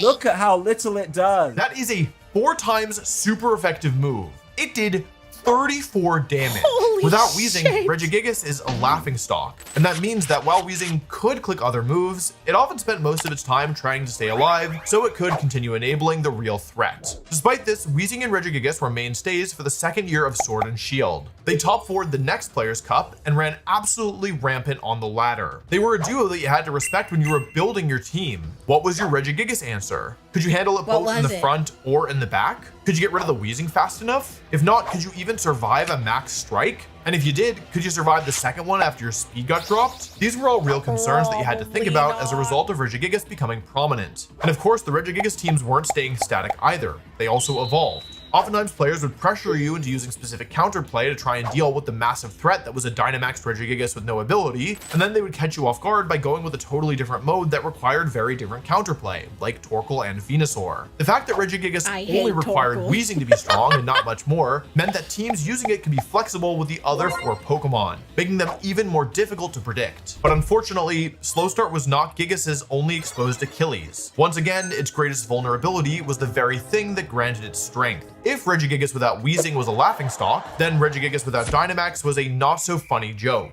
Yes, it could function, but it needed the extra bulk and the extra power from Max Strike to really be a threat. There's two pieces of evidence that I want to talk about to support this. First was Sword and Shield Series 10, which banned Dynamax, and subsequently saw Regigigas drop off the face of the very earth that it helped Rest construct. in peace, This is the thing. Regigigas. Dynamax was so good for Regigigas that without it, it felt terrible by comparison. Even though compared to using it with Slow Start, it then felt amazing. Dynamax had given players a taste of what Regigigas could be, and they weren't willing to settle for less after trying it. The other piece of evidence? Well, that would be the last 2 years of Scarlet and Violet. Regigigas and Weezing have been legal for a huge portion of the last 2 years. But if you told me that they were still hiding in the basement of Snowpoint Temple, I'd have no choice but to believe you because I haven't seen any Regigigas. It is worth noting that the duo did manage to make day 2 at a pretty big online tournament last year, but also at the same time, the fact that this was news in the first place is kind of proof that Regigigas is back to its old ways. Actually, it may be worse than ever. For years, Regigigas suffered intentional humiliation at the hands of its creators. But maybe that was just it living out Slow Start on a massive scale. With Weezing and Dynamax, it finally got its act together and had a chance to live up to its potential, only to have it all ripped away. The only thing worse than never having reached the stars in the first place is having them within the grasp of your big, weird, golem hands, only to see them slip away again. Scarlet and Violet's removal of Dynamax condemns Regigigas to more slumber, but with an added pain. The pain of hope, experienced for one fleeting, glorious moment. The pain of knowing that you have the potential you can't access. And the pain of Game Freak's newest, and I would say largest, insult to Regigigas yet. They took Slow Start and they gave it to freaking Varoom. So Regigigas isn't even special anymore. Really? Slow Start isn't even a signature ability. It's not even Varoom's only ability. It doesn't even have to use it. What the fuck? Never use this by choice. The humiliations never end. For now, Regigigas is consigned to slumber again. He will come back and he will create terror in the VGC space once again. Just you wait. It's possible it'll sleep forever, but personally, I still have hope and maybe a little faith. Maybe we're just on turn 1 out of 5. If you enjoyed this video, you might like this other one I made talking about how Rayquaza followed a very similar arc to Regigigas. Go check it out. Oh man. Regigigas, I'm sorry, my guy. You have been fucking obliterated into the shadow realm. Wait, that fucking sucks. Wait, that actually really sucks. Oh man, poor guy. Dynamax hate. I actually really enjoyed Dynamax. Dynamax was such a fun concept. Dynamax was overhated for no fucking reason. Literally no reason. Other than people are just #haters. Crying. Now we need the Mega Gigas. Mega Regigigas would be so sick. These are Rayquazas better than Mega Rayquaza, as I made you experience firsthand. Yeah, I think I prefer regular Rayquaza to Mega Rayquaza. Make Regigigas competitive again. Make him competitive again, please. Please. Oh my goodness. Alrighty. I think I have enough energy to watch one more video, chat. I hope that is okay. I am just now deciding what video I would like to watch. How are you doing? Doing good. I'm just chilling. Hooray, one more. One more. I don't know which one I want to watch. We could watch another One Piece video. We could do that because I wanna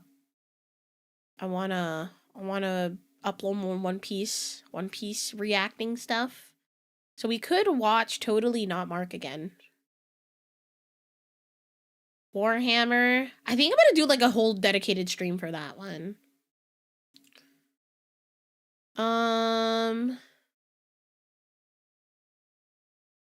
Where is it? Where is it? Am I blind? Okay, don't answer that. The answer to that is yes, I am a little blind. I have glaucoma, chat. I actually have glaucoma. Where is it? Where is it? I think the last Totally Not Mark video we watched was the one on Arlong. Not Ar. Yeah. We watched one on Arlong.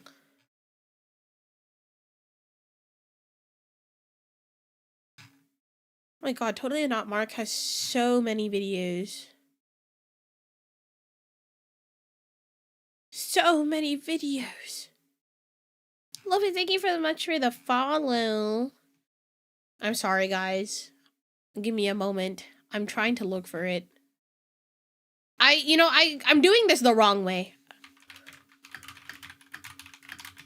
I'm trying to pull it up on my other browser. Bye, Swarchaku. Bye. Thanks for hanging out. Holy moly! More One Piece reacting to Totally Not Mark. Who's gonna be covering Reverse Mountain through Drum Island. This is where Chopper comes around, Drum Island. I actually really love this arc. It's so fun. It's a really fun arc. So we're gonna be watching Totally Not Mark, 100% Blind, One Piece Review, Part 3, Reverse Mountain through Drum Island. As of last week's video, we've hit a milestone. We've made it through 10% of One Piece. But 10%? Hold up. I'm almost halfway through One Piece, guys. I think I'm about to hit episode 600. Wait, how many episodes of One Piece are there? I think I should be well over, or maybe a little bit over halfway. How many episodes of One Piece are there? I'm in the middle of Punk Hazard now. 1,155. So yeah, I'm over halfway. Yeah, because I'm about to hit episode 600. you know what? It's been a fun ride. Having discovered the origins of the main cast, adventures through Barte and Arlong Park, we now find our crew sailing away from the intensely and frankly overwhelmingly interesting Logtown with the aim of the Grand Line. We are finally going there in this video, and I am so damn excited for it, especially after reading the material for this week's video. But I will say right now, Drum Island was perhaps the most interesting experience I've had while reading a manga. Unlike anything I've ever... There was this one girl on who was doing, it was like one of the book talk girlies. She was crying over, I think, Usopp's backstory, which it's like, Usopp's backstory, it's sad, but I didn't cry over it. And all the comments in her video were literally like, if you're crying over Usopp, I cannot imagine how this girl's gonna cry over Chopper's backstory, because holy moly, this one really tore me apart. But before that, we've still got a massive journey ahead of us full of suspense, mystery, and who knows what else. Today I'll be reviewing chapters 101 to 154, covering the Reverse Mountain, Whiskey Peak, Little Garden, and Drum Island arcs. So without further ado, I'm Totally Not Mark, and this is my review, first impression, and thoughts on my first taste of the Alabasta Saga.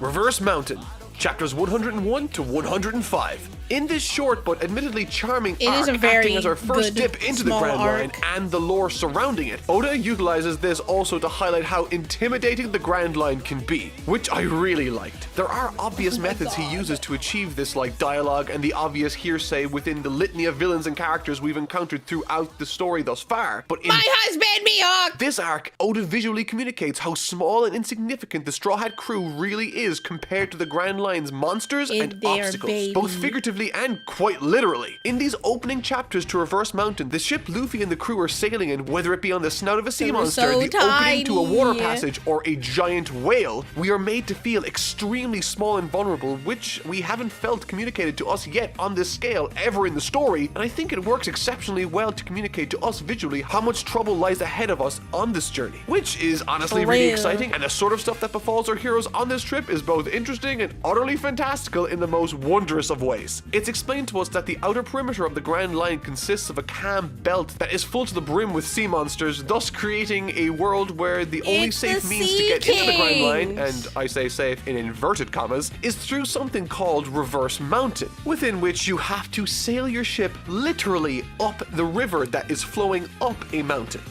And I love this sort of world building. How does this work? But you know, it's One Piece. There's a lot of stuff in here that does not make any sense. As it employs the same sort of wonder Harry Potter did for me as a kid. It's rooted in the world, adds color and character to the scene, but it isn't too overly silly to make me step back and say, I don't buy it. And once the crew manage to narrowly escape disaster just entering the Grand Line, they run into more trouble almost immediately in the form of an impossibly large whale that eats the boat. And I still need to get a plushie of Laboon.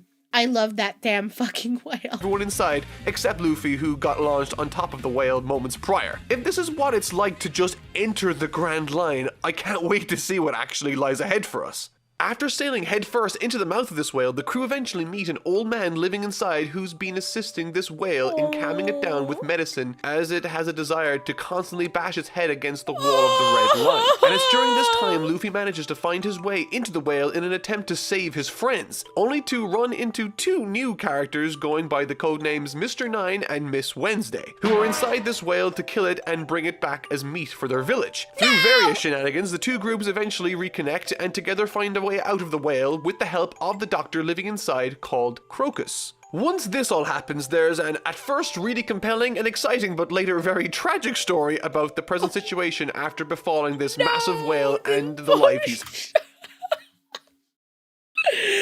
We must protect Laboon! had. It turns out that this massive whale's name is called Laboon, and in typical Oda fashion, he can't let me have a cute whale character to love without him having a tragic backstory. Oda's all like, oh, you like this whale? Well, did you know that he's been sad for the last 50 years? And eventually it's revealed that this whale is part of a species that isn't native to this part of the ocean and came over to this side when he was a baby. He became very close with a group of pirates, and when the day came for them to leave, they promised the little whale that they would return soon, only to never return. Now, broken emotionally and later physically from the despair in his heart, the whale has been torturing himself trying to get back to his friends, essentially having nothing left to live for, and it's honestly really heartbreaking to watch. But when faced with situations like this, Luffy shows me once again why I love his character. He, like most shonen protagonists, are very emotionally mature and figures out unconventional ways of making a situation better. His solution? He challenges the whale to a fight by attacking it, stating that they are now rivals and that he promises to return to settle the score. This lifts the whale's spirits and makes him not feel as impossibly sad as it did a few chapters prior. It's a really beautiful touch, and I actually really like this little gesture. The two whalers, Miss Wednesday and Mr. Nine, are forced to beg Luffy's crew for safe passage back home on the Grand Line, as their means of navigation has been lost. For without proper navigation on the Grand Line, you're a goner. And that essentially is the real function and ultimate utility of this arc within the greater story, to explain to us the readers how navigation works on the Grand Line, because, shock horror, it's much more complicated and dangerous than what we've been used to so far in this story. No more hopping into a barrel hoping for the best as you dive headfirst into a whirlpool. On the Grand Line, your regular compass won't work as there's massive amounts of magnetism at play always. Couple that with the fact that currents and tides are unpredictable and you have yourself a nightmare navigation situation, which sounds bad but is actually a great band name. But there is a solution to this issue. Oda introduces a new mechanic for navigation in the One Piece story known as log poses. Since the Grand Line is composed of a litany of small islands, these devices then point towards the closest island in that chain. In a nutshell, the pose will point you all the way to the closest island, and once there, you have to wait for the log pose to adjust to the island before you can move on to the next one in the chain. This is a really clever way for Oda to force the gang to explore all these individual islands instead of sailing towards the end straight away, while also providing incentive to adventure around these islands as they wait for the log pose to adjust to that island. It's a clever little mechanic that really serves to push the story into interesting situations.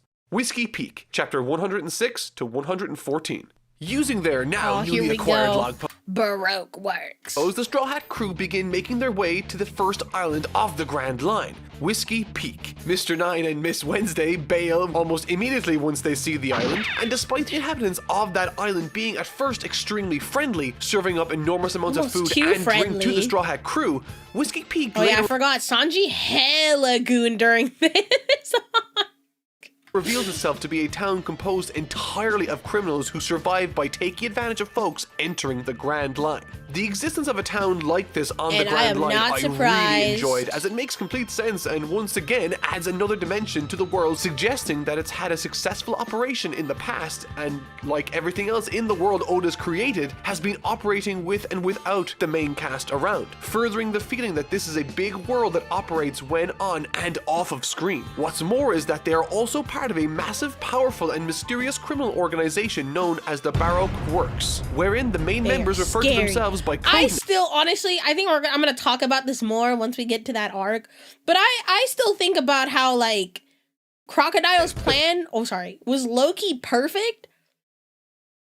But if it wasn't for the fact Luffy showed the fuck up and, like, ruined everything, his plan probably would have worked. theme being days of the calendar for women and numbers for men. Miss The lower the Valentine's number, a supposedly, baddie. the more powerful the agent. I'm not sure And how Mr. the Five dynamic can works with fucking women, get though. it. With the head of the organization being an individual that is both He's so hot! ruthless Sorry. and intent on keeping his identity a secret. And we learn all about this on our first night at Whiskey Peak because once the Straw Hat crew fall asleep, the town wakes up and prepares to apprehend and or kill Luffy and the gang for the bounty on their heads, which, since his defeat of Arlong, has been raised to over 30 million berries. And that's That's when a my lot of favorite part berries. of this arc happens. During this sequence, on top of the townspeople, he has to contend with the returning Miss Wednesday and Mr. Nine, as well as the newly introduced agents, Mr. 8 and Miss Monday. And as I've said, this is when my favorite Forgot part how of the arc jacked Miss Monday was. takes place, and it's my favorite not just because it's cool, but because the actions Zoro takes here are once again informed by character. Throughout the show, we've seen on a number of occasions Zoro sleeping aboard the ship during what some would describe as inopportune times for the rest of the shipmates. In this scene and sequence, it's revealed that Oh he my does God. so because he only really sleeps when he knows he can trust his surroundings. Furthermore, he refused to get blackout drunk for this specific eventuality. If I didn't already He knew something was going on. love Zoro's character, this would be the moment I'd propose to him. And what follows Same. Honestly, same. is an incredibly entertaining struggle between the forces of the Baroque Works and Zoro. Okay, perhaps struggle is the wrong word. Zoro dominates every character that gets in his way with some wonderful panel work by Oda in the manga. This section really came to life as he dashed and jumped from rooftops and back alleys. And this could perhaps be my favorite scene so far with Zoro in the entire series. But unfortunately, this arc takes a bit of a hit during the next scene and set of circumstances. A one-time Luffy fights Zoro. Luffy's I will say this did feel a little out of place. This fight felt kind of weird. I don't know. motivation to try and attack and kill Zoro made no sense to me here. And to be honest, Yeah, I it feel like literally this doesn't might make be any my sense. first divisive or really unpopular opinion in this series. So right from the get-go, let me say I will try to explain my reasoning for not liking this as best I can, and if you do like it, that's totally cool. You are not wrong for doing so. So why did I not really like it? Well, it has nothing really to do with the visuals. There are some really interesting and triumphant shots of the characters in this back and forth, and I am more than interested to see who between the two would win in a fight, but my issues here, however, come from what we learned about Luffy during the Arlong arc, and this scene directly flies in the face of what I thought was Luffy's established character. Luffy trusts his crew, his friends, But why doesn't more than he trust anything or Zoro? anyone else. He gave Nami a ridiculous amount of understanding and leeway, and even when faced with her telling him flat out to his face, he was still on her side. In addition to that, Zoro has not once betrayed Zoro is his ride or die. Zoro was there since day one. Luffy's trust. In fact, he has saved him on a number of occasions. But in this scene, Luffy just straight up tries to kill Zoro based exclusively on a brief interaction he had with a downed townsperson. This felt much less like typical Oda writing and more like an editor whispering over his ear saying, "Hey, Zoro and Luffy are the two most popular characters. You should totally make them fight. But sir, that doesn't make sense. Shh, money. Needless to say, for me, it felt artificial and totally out of character for Yeah, Luffy. 100%. However, thankfully, it technically was inconsequential to the story, which, from a fundamentally narrative standpoint, usually is a mark against the fight itself, as everything in the story should inform the next set of events. But seeing as this was something I thought was totally ill-fitted in the series, I'll more than happily take it as a brief, unimportant detour in what has been, up Fair until this enough. point, a fantastic trip. Aside from all of that, there's some super interesting character ideas on display in the form of yet two more new introductions that force Luffy and Zoro to work together. Miss Valentine, a girl that can change her weight to crush her opponent, and Mr. Five, an individual whose mucus is explosive. Both That of these is fine people have disgusting. consumed devil fruit and are officer-ranked individuals from Baroque works. And similar to how Reverse Mountain's job was to communicate to us the basics of navigation on the Grand Line as well as to inform us of the lore within the world itself, so too is Whiskey Peak's job to introduce us to the secret organization of the Baroque works. And in what began as a routine mugging operation within the town, shortly starts to involve the crew in something far, far more involved and dangerous when Miss Wednesday turns out to be an undercover Princess Vivi from the troubled kingdom of Alabasta. Furthermore, Mr. 8, who earlier lost to Zoro, was also an agent sent to protect her, known as Igram. Essentially, he tells the crew about Baroque works, how dangerous they are, and why it's so important for Princess Vivi to return to Alabasta right now, and that involving themselves in this whole undercover operation puts all of their lives at danger. Naturally, however, the crew agrees, and together they vow on delivering Princess Vivi back to her kingdom. This seems straightforward enough, but as Igram leaves in an attempt to create a distraction, allowing the Straw Hat crew to escape, Sacrifice. things become all the more severe when Miss All Sunday, the vice president Hey, and supreme Pookie! I love her! Oh my god, I love Miss All Sunday! commander of the Baroque works, makes herself known by lighting up the sky, erasing Igram from existence. And when Miss All Sunday suddenly appears on the Straw Hat ship unannounced, there's a very palpable new feeling that descended over me as a reader. Unlike Buggy, Krieg, or Arlong, this woman doesn't need to shout or create bravado over how True. powerful she really My is. queen. She speaks condescendingly while moving around and takes whatever she wants without any resistance. There's a real sense of True. tension as we and the Straw Hat crew start to understand the scope of what they have just agreed to in transporting Princess Vivi back to Alabasta. But what makes this encounter and dialogue exchange all the more interesting is that Miss All Sunday says that they are heading for Little Garden and that there are a number of stops before Alabasta. And knowing this, she offers them a log pose that points to the island of nothing, one stop before Alabasta, which is a strange name for an island, but Luffy, I think, rightfully crushes the offered log pose, declaring that she doesn't decide their course. But it makes you wonder, was she trying to sabotage the crew, or was she trying to get them closer to Alabasta because it makes no difference and she might be entertained by that sight? This mechanic of log poses and island hopping I really wasn't sure about when I was first introduced to it, but after experiencing it a bit, it offers a lot in the way of surprise and adventure. Due to the nature of the Grand Line, sailing without a log pose is practically a death sentence. It's a compelling and surprisingly robust mechanic I have grown to really appreciate in the story. And now with Miss All Sunday leaving them to their devices, we ready ourselves for what comes next. Little Garden, chapters Little 115 Garden. to 129. Of these setup arcs, Little Garden is probably my favorite of them, offering I up agree. stunning new I designs and love Little Garden. It's such a good art. possibly detailed jungle backgrounds, some gripping battle sequences, and a phone call conversation that literally had me at the Mr. edge of my seat. Prince. Little Garden is when things really start kicking off in the Grand Line's narrative, and this mysterious scenery that makes up and composes Little Garden is both gorgeous and unnerving. The world building at play Agreed. here is once again top-notch. Shortly after the gang lands on the island, they begin splitting up for various reasons. Vivi heads off with Luffy to explore, Sanji and Zoro challenge each other to find the biggest beast to slay, leaving Nami and Usopp to take care of the boat. Page after page, scene after scene, we are drip-fed information about this place, its environment, its native inhabitants, and even something far more massive. After learning earlier in the story how Giants. navigation through the Grand Line works, I was scared it would create excuses for Oda to deliver unnecessary chunks of story disconnected from the greater plot in the hopes of exploring the scope of the world alone. But thankfully, that is most definitely not the case here, as what transpires while operating in a different, new and exciting area with its own story to tell is still very much part of the same long continuous story being told for One Piece. And this is achieved solely through the Straw Hat crew. Oftentimes in episodic self-contained stories, the heroes tend to arrive in a new area on the most important and exciting day in that history of that place, just out of sheer coincidence, which I really find contrived and pandering to a certain extent. But because this is treated as one long continuous story, the events that cause destruction and conflict in Little Garden are a direct result of the main characters and the people chasing after them being there on that day. In other words, Luffy and the crew are the reason why this story is happening to this place right now, not random happenstance like other shows tend to lean on. What's more is that as the plot reveals its hand, Little Garden acts as the vehicle in introducing us to two massive giants who've both been doing battle for the last century. Their That's names crazy. being Dory, no relation to Finding Nemo, and Broggy, both giant warriors who've battled day in and day out, all this time for reasons that have been totally forgotten.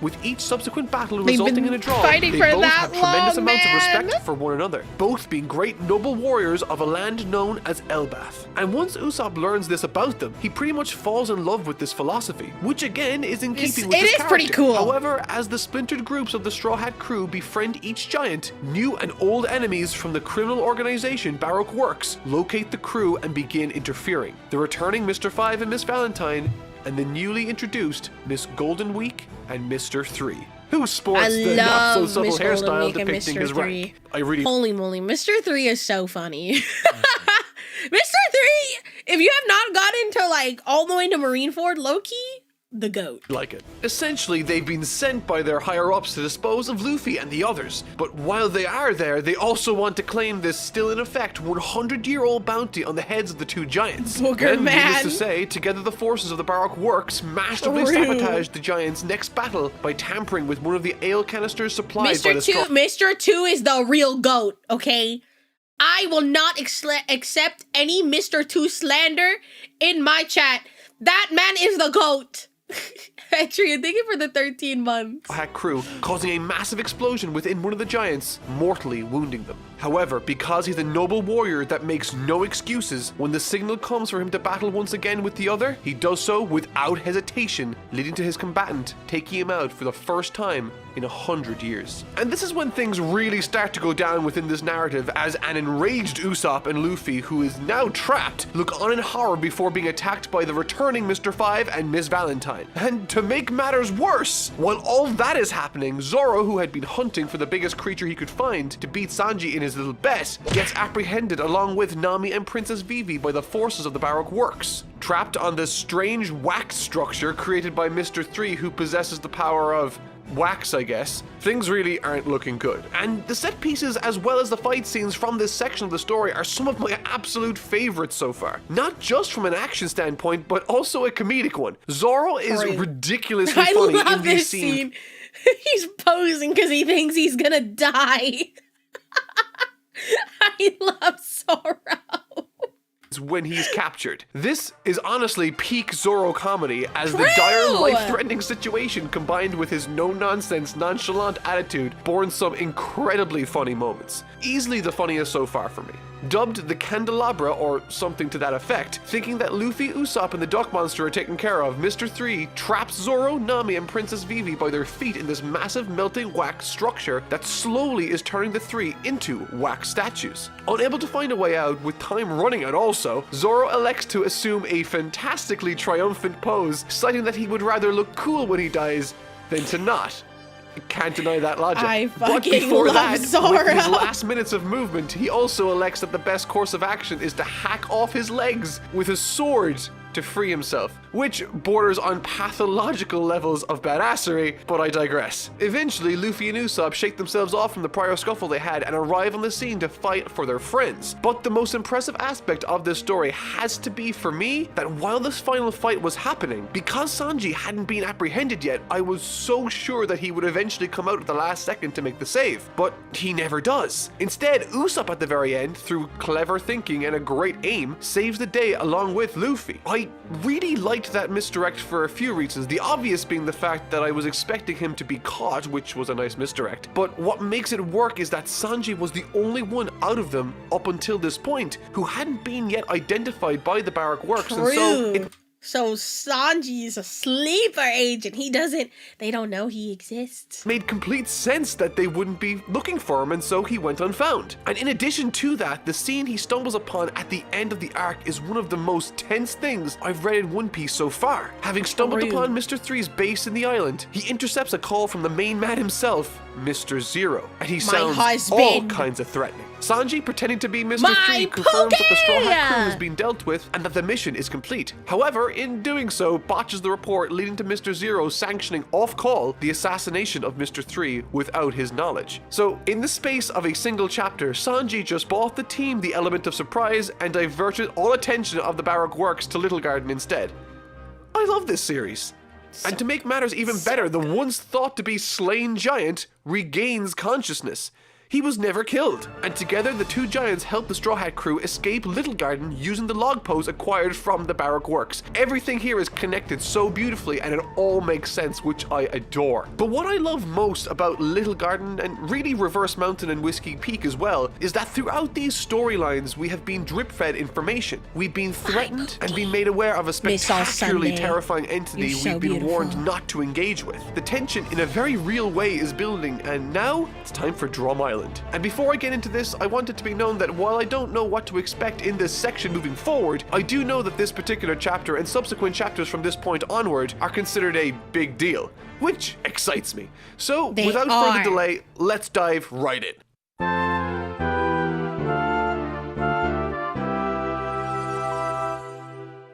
Why's everybody stopping for this polar bear? Hiking Bear!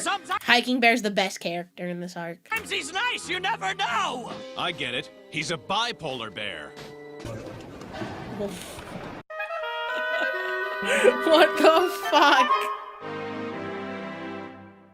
Drum Island, chapters 130 to 154. Drum Island has been for a long time one of the arcs tons of you have been telling me to look forward to, and it honestly wasn't at all what I was expecting. I don't mean that necessarily in a bad way, but beyond anything else, my experience with Drum Island will go down as one I won't soon forget, as it has been one of the most interesting read-throughs I've had with manga in my entire life. From the very beginning, I thoroughly enjoyed the motivation Luffy and the crew had to stop the forward progression of their journey and make a detour as Nami develops a very serious fever. This was enough motivation for me to stop as a reader, as I wasn't sure what was wrong with her either. So that created an immediate tension and interest in the story for me. Once at Drum Island, I thought the introduction to the village and country was a good one. Learning about their culture, environments, wildlife, and political issues, once again, Oda doesn't shortchange the world building, as we the audience are given ample time and space to explore and learn about this new land. And after learning about the plight of this land, with its deserted king and its only doctor living atop a massive mountain, by far and away my favorite part of the story was Luffy and Sanji's dangerous, perilous climb to reach the doctor with Nami on their backs. And I say favorite not because I don't like other aspects of the story, I do, but I utterly adored this little mini adventure these two go on as they attempt to deliver Nami to where she needs to be, all the while avoiding falling, tripping, climbing, and attacks from giant rabbit monsters known as Lapins. In addition to that, when the only doctor in the land appears in a neighboring town, indicating to us that she isn't even in the castle they are hiking towards, it creates a wonderful sense of tension on top of the already tense situation created by the two climbing up there in the first place. And what's funny is, I remember sitting down as I was reading about Luffy and Sanji riding a tree down an avalanche surrounded by giant snowboarding bunnies and thought, this wasn't at all what I was expecting in the best possible of ways. However, as things develop into more trouble, as they often do in this series, the tenacious climb that Luffy goes on with both Sanji and Nami on his back up the mountain unassisted was by far the most Luffy thing I've seen, and when he arrives on top before collapsing to the floor, I genuinely shed a tear because he loves his friends that much that he would kill himself to do this. And despite being on the verge of collapse, hypothermia, and exhaustion, Luffy's my fucking goat! I love Luffy! Luffy says to the person that finds them atop of the peak, my friends, they're my friends. He says this after climbing a 15,000-foot mountain with nothing left, and you would assume in need for help himself, yet he only draws attention to them. It makes me wonder why and how loyalty has become such a massive deal for Luffy, to an almost absurd degree too. It makes me wonder more about his origin and what happened to his family. In addition to that, this arc had some of the absolute funniest gags in the series so far. On more than a few occasions, I found myself wheezing with laughter. Dude, Drop Island, I don't think people realize, like, as sad as this arc is, there are some funny ass moments. I even had in Little Garden. Stuff like Zoro starting a fight with some random soldier in the name of justice.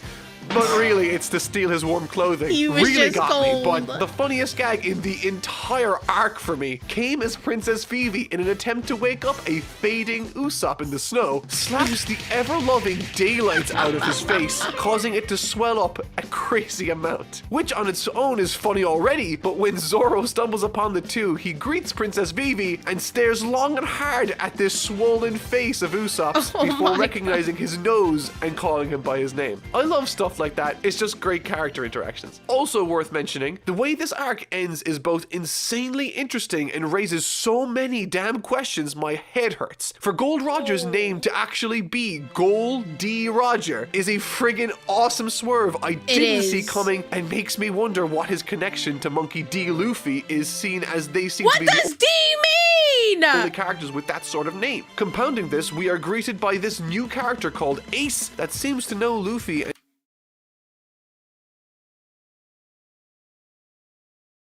He's so hot. during some conference some years ago, during BB's childhood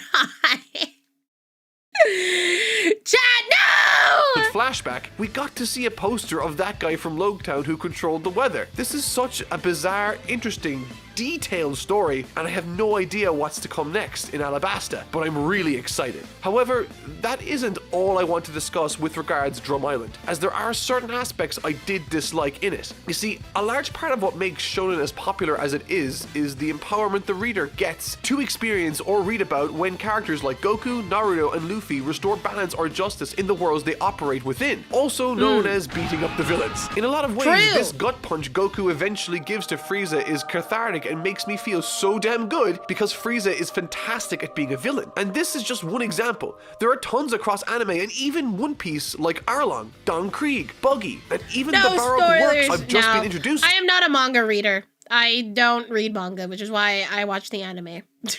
I don't read manga. I just don't read manga in general. So Luffy deck Arlong that very first time gave me shivers. But in this arc, a large portion of the conflict and tension after Nami recovers depends on this villain character, King Wappo, who really, for all intents and purposes, is actually really hated him. The most overly cartoonish and least interesting villain I've seen in One Piece so far. Every scene he's in sort of annoyed me and bored me because of how overly simplistic and how obvious every decision he made was to predict. Unlike Krieg, he has no wants. Unlike Buggy, he has no charisma. And unlike Arlong, we don't have that strong a connection to the character he's threatening just yet in Chopper. Or at least I didn't yet. The only reason I cared even a little bit about his ending was entirely down to how much I wanted Chopper to have a happy ending for himself. Because I do like the little guy's character and story, and while the ending fight scene had some epic and totally boss Luffy moments with him protecting the skull and crossbones on the tower, Wappo also might be the easiest main villain fight Luffy has fought so far in the entire series.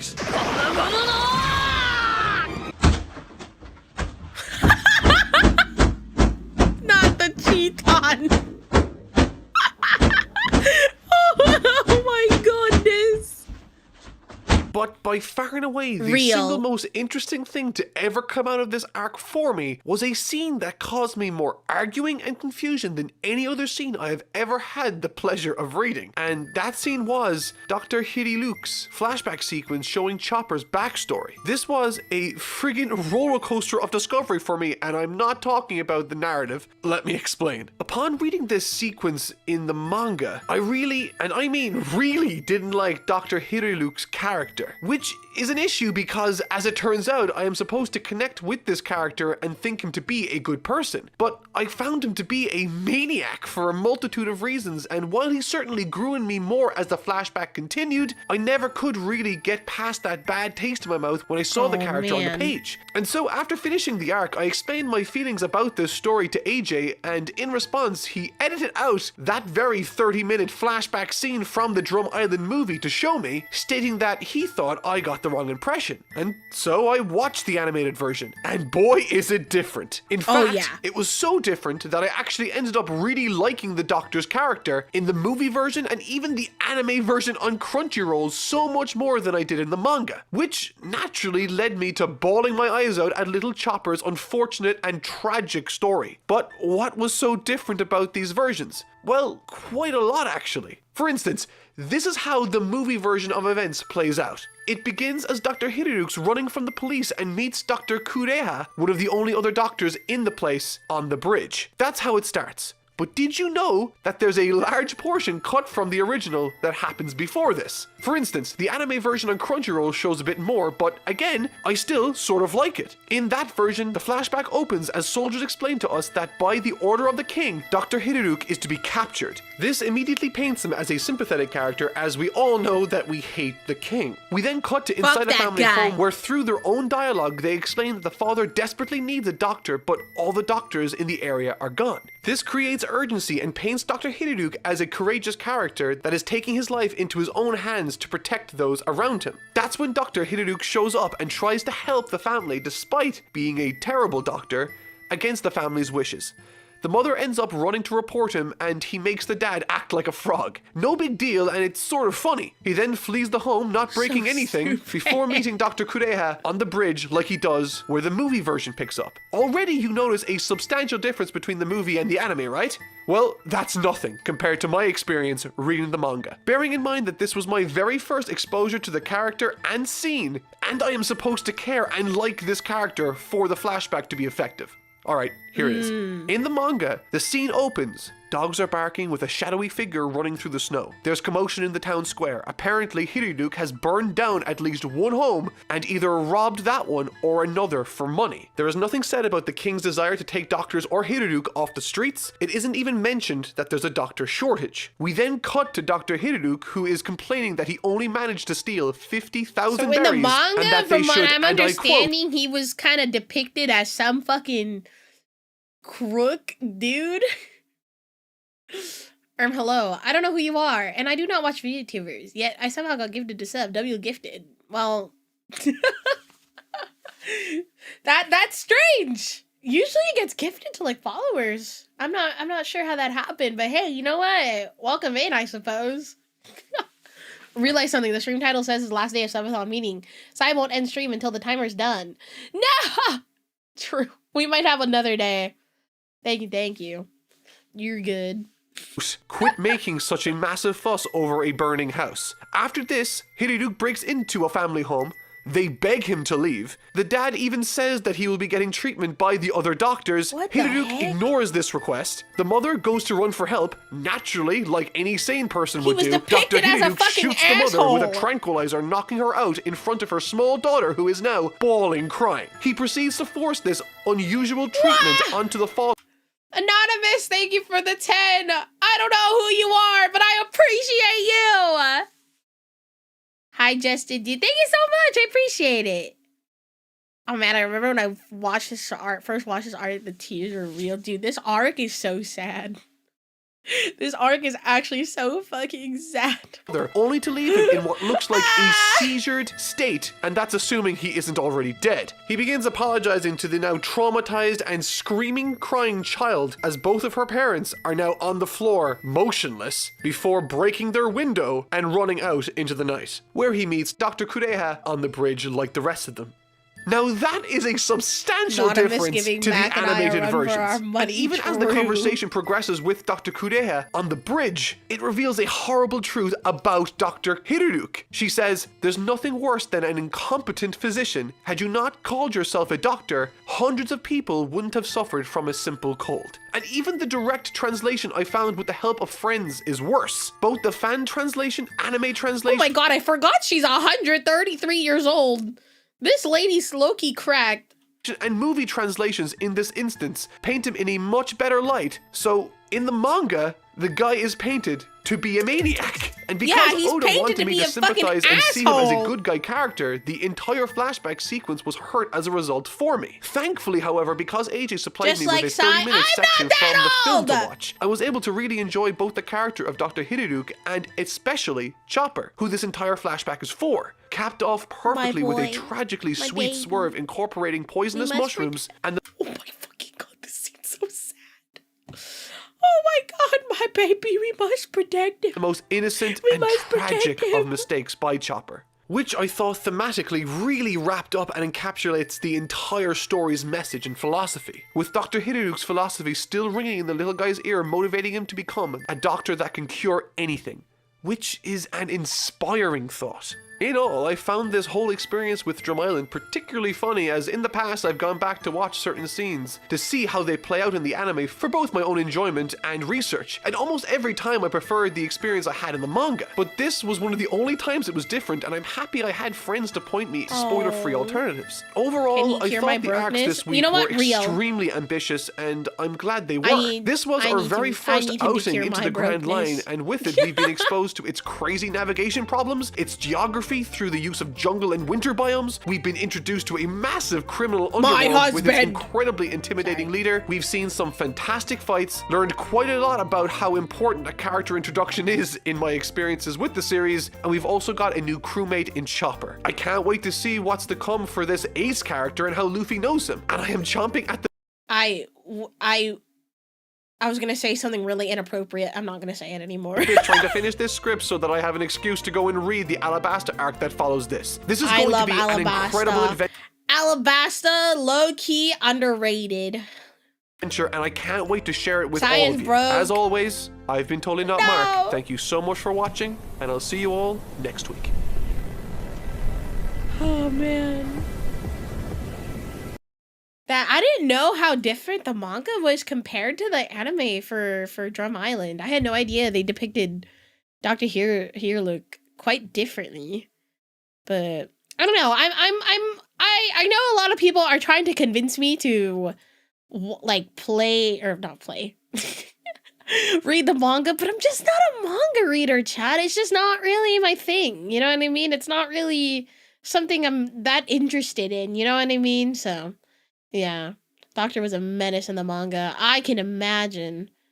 My Oshi, everyone. I'm broke. I had to spend a lot of money on cards. Not had to. Nobody forced me to spend money on cards. However, I wanted to play certain decks in One Piece. So yeah. I am trying to buy the Doflamingo leader. If it hits like $50, I think I'm gonna buy it. But right now, Doflamingo's sitting at $70, and I'm like, why are you so expensive? Why are you so expensive? Crying emoji. But that's just how the cookie crumbles sometimes, guys. Sometimes cards are just obnoxiously expensive for no fuck-ass reason. The voices force you. Sigh, don't worry. The voices in my head. The voices in my head are telling me to buy this thing. Just put it on throne. Should I put it on throne? Dude, low key though, Midnight Castle, when you gifted me the boa, holy shit. You gifted me at such a good time because it was like 160, 170, and I bought it for that price, and now it's like $250, $260. It was it's so expensive now, and I'm like, how did this happen? How did we get here? I appreciate you so much. Thank you. Oh my god. Thank you for the gifted sub. Hell yeah. I don't know who you are, Anonymous, and you don't have to reveal yourself if you don't want to. However, ... you're a goat. You're the goat. Thank you for gifting. I appreciate it. Should I add it on Throne Chat? I feel bad. I'm just like, should I add it? Doflamingo is low-key sick. I love Doflamingo. Did it while half asleep. Half asleep? You were half asleep. It's okay. Sometimes I be answering texts. Like, okay, I have a routine This sounds really bad. I don't know why, but every night I wake up around the same time, like 3 to 4 a.m. to go pee, and then I'll like check my phone because sometimes I'll get texts from my mom who works night shifts, and she's just like, "Sai, I need you to do this for me in the morning," you know, like stuff like that. So sometimes I get texts like that, but I answer texts sometimes, and I don't remember half of what I get texted. So I completely get it. All right. I need bread side. No, for real. I was selling cinnamon rolls at her job. Her coworkers like them. So I've been. All right, chat. I guess I added it to Throne. How does his laugh go? He's like, no, that sounds horrible. That sounds fucking horrible. Sai's gonna make a bread empire. I don't know, guys. That $50 or 50-pound bag of flour on Throne. I keep mentioning it because I low-key want someone to buy it for me just for the funnies. That's my gateway to the bread empire.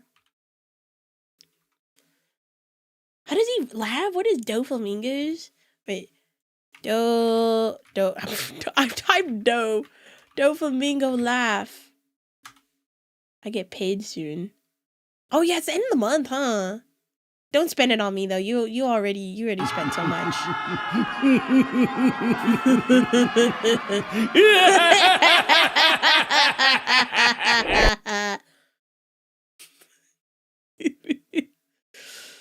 Oh, yeah, these spoilers.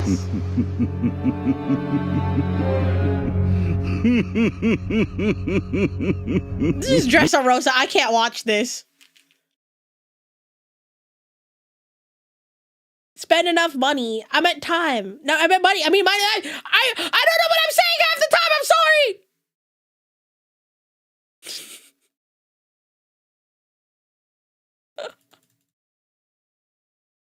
Big crying emoji.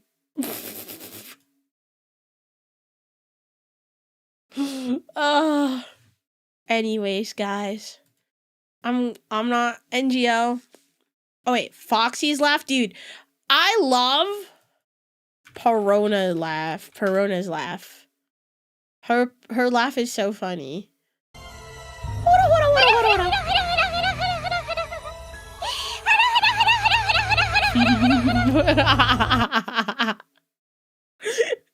It's so silly. It's so silly.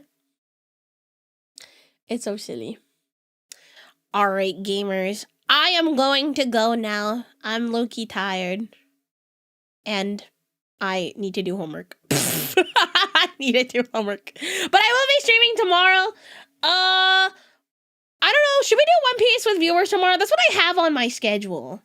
But I don't know if anybody wants to play One Piece with me on the One Piece TCG sim. I feel like that would be fun, but we'll see if there's enough interest in it. If not, we can watch more videos tomorrow. I have no problem doing that. I feel like at this point I should just put on my schedule, stream, don't know what I'm doing. I feel like that's a lot better for me to do. Anyways, I'll be working and I got Yu-Gi-Oh! Brain Rot at the moment. You know what? That's real. That is so real. Anyways, gamers, I'm gonna head out. I hope you all have a wonderful rest of your day. And I'll see you guys tomorrow at noon for stream time. Yippee! Alrighty. If you haven't done so yet, go join my Discord server. Follow me on all my socials. Poseidon Mythos on everything. And go buy my new merch. Go buy my anniversary merch. It's super cool. I swear. Oh my god, I feel like the timer stayed the same when we started. No, that's real. Hold up, let me stop the timer. Stop timer. There we go. So we'll continue tomorrow at 4 hours and 16 minutes. Alright, gamers, I'm gonna head off. Good, take care, and I'll see you guys tomorrow. Bye-bye!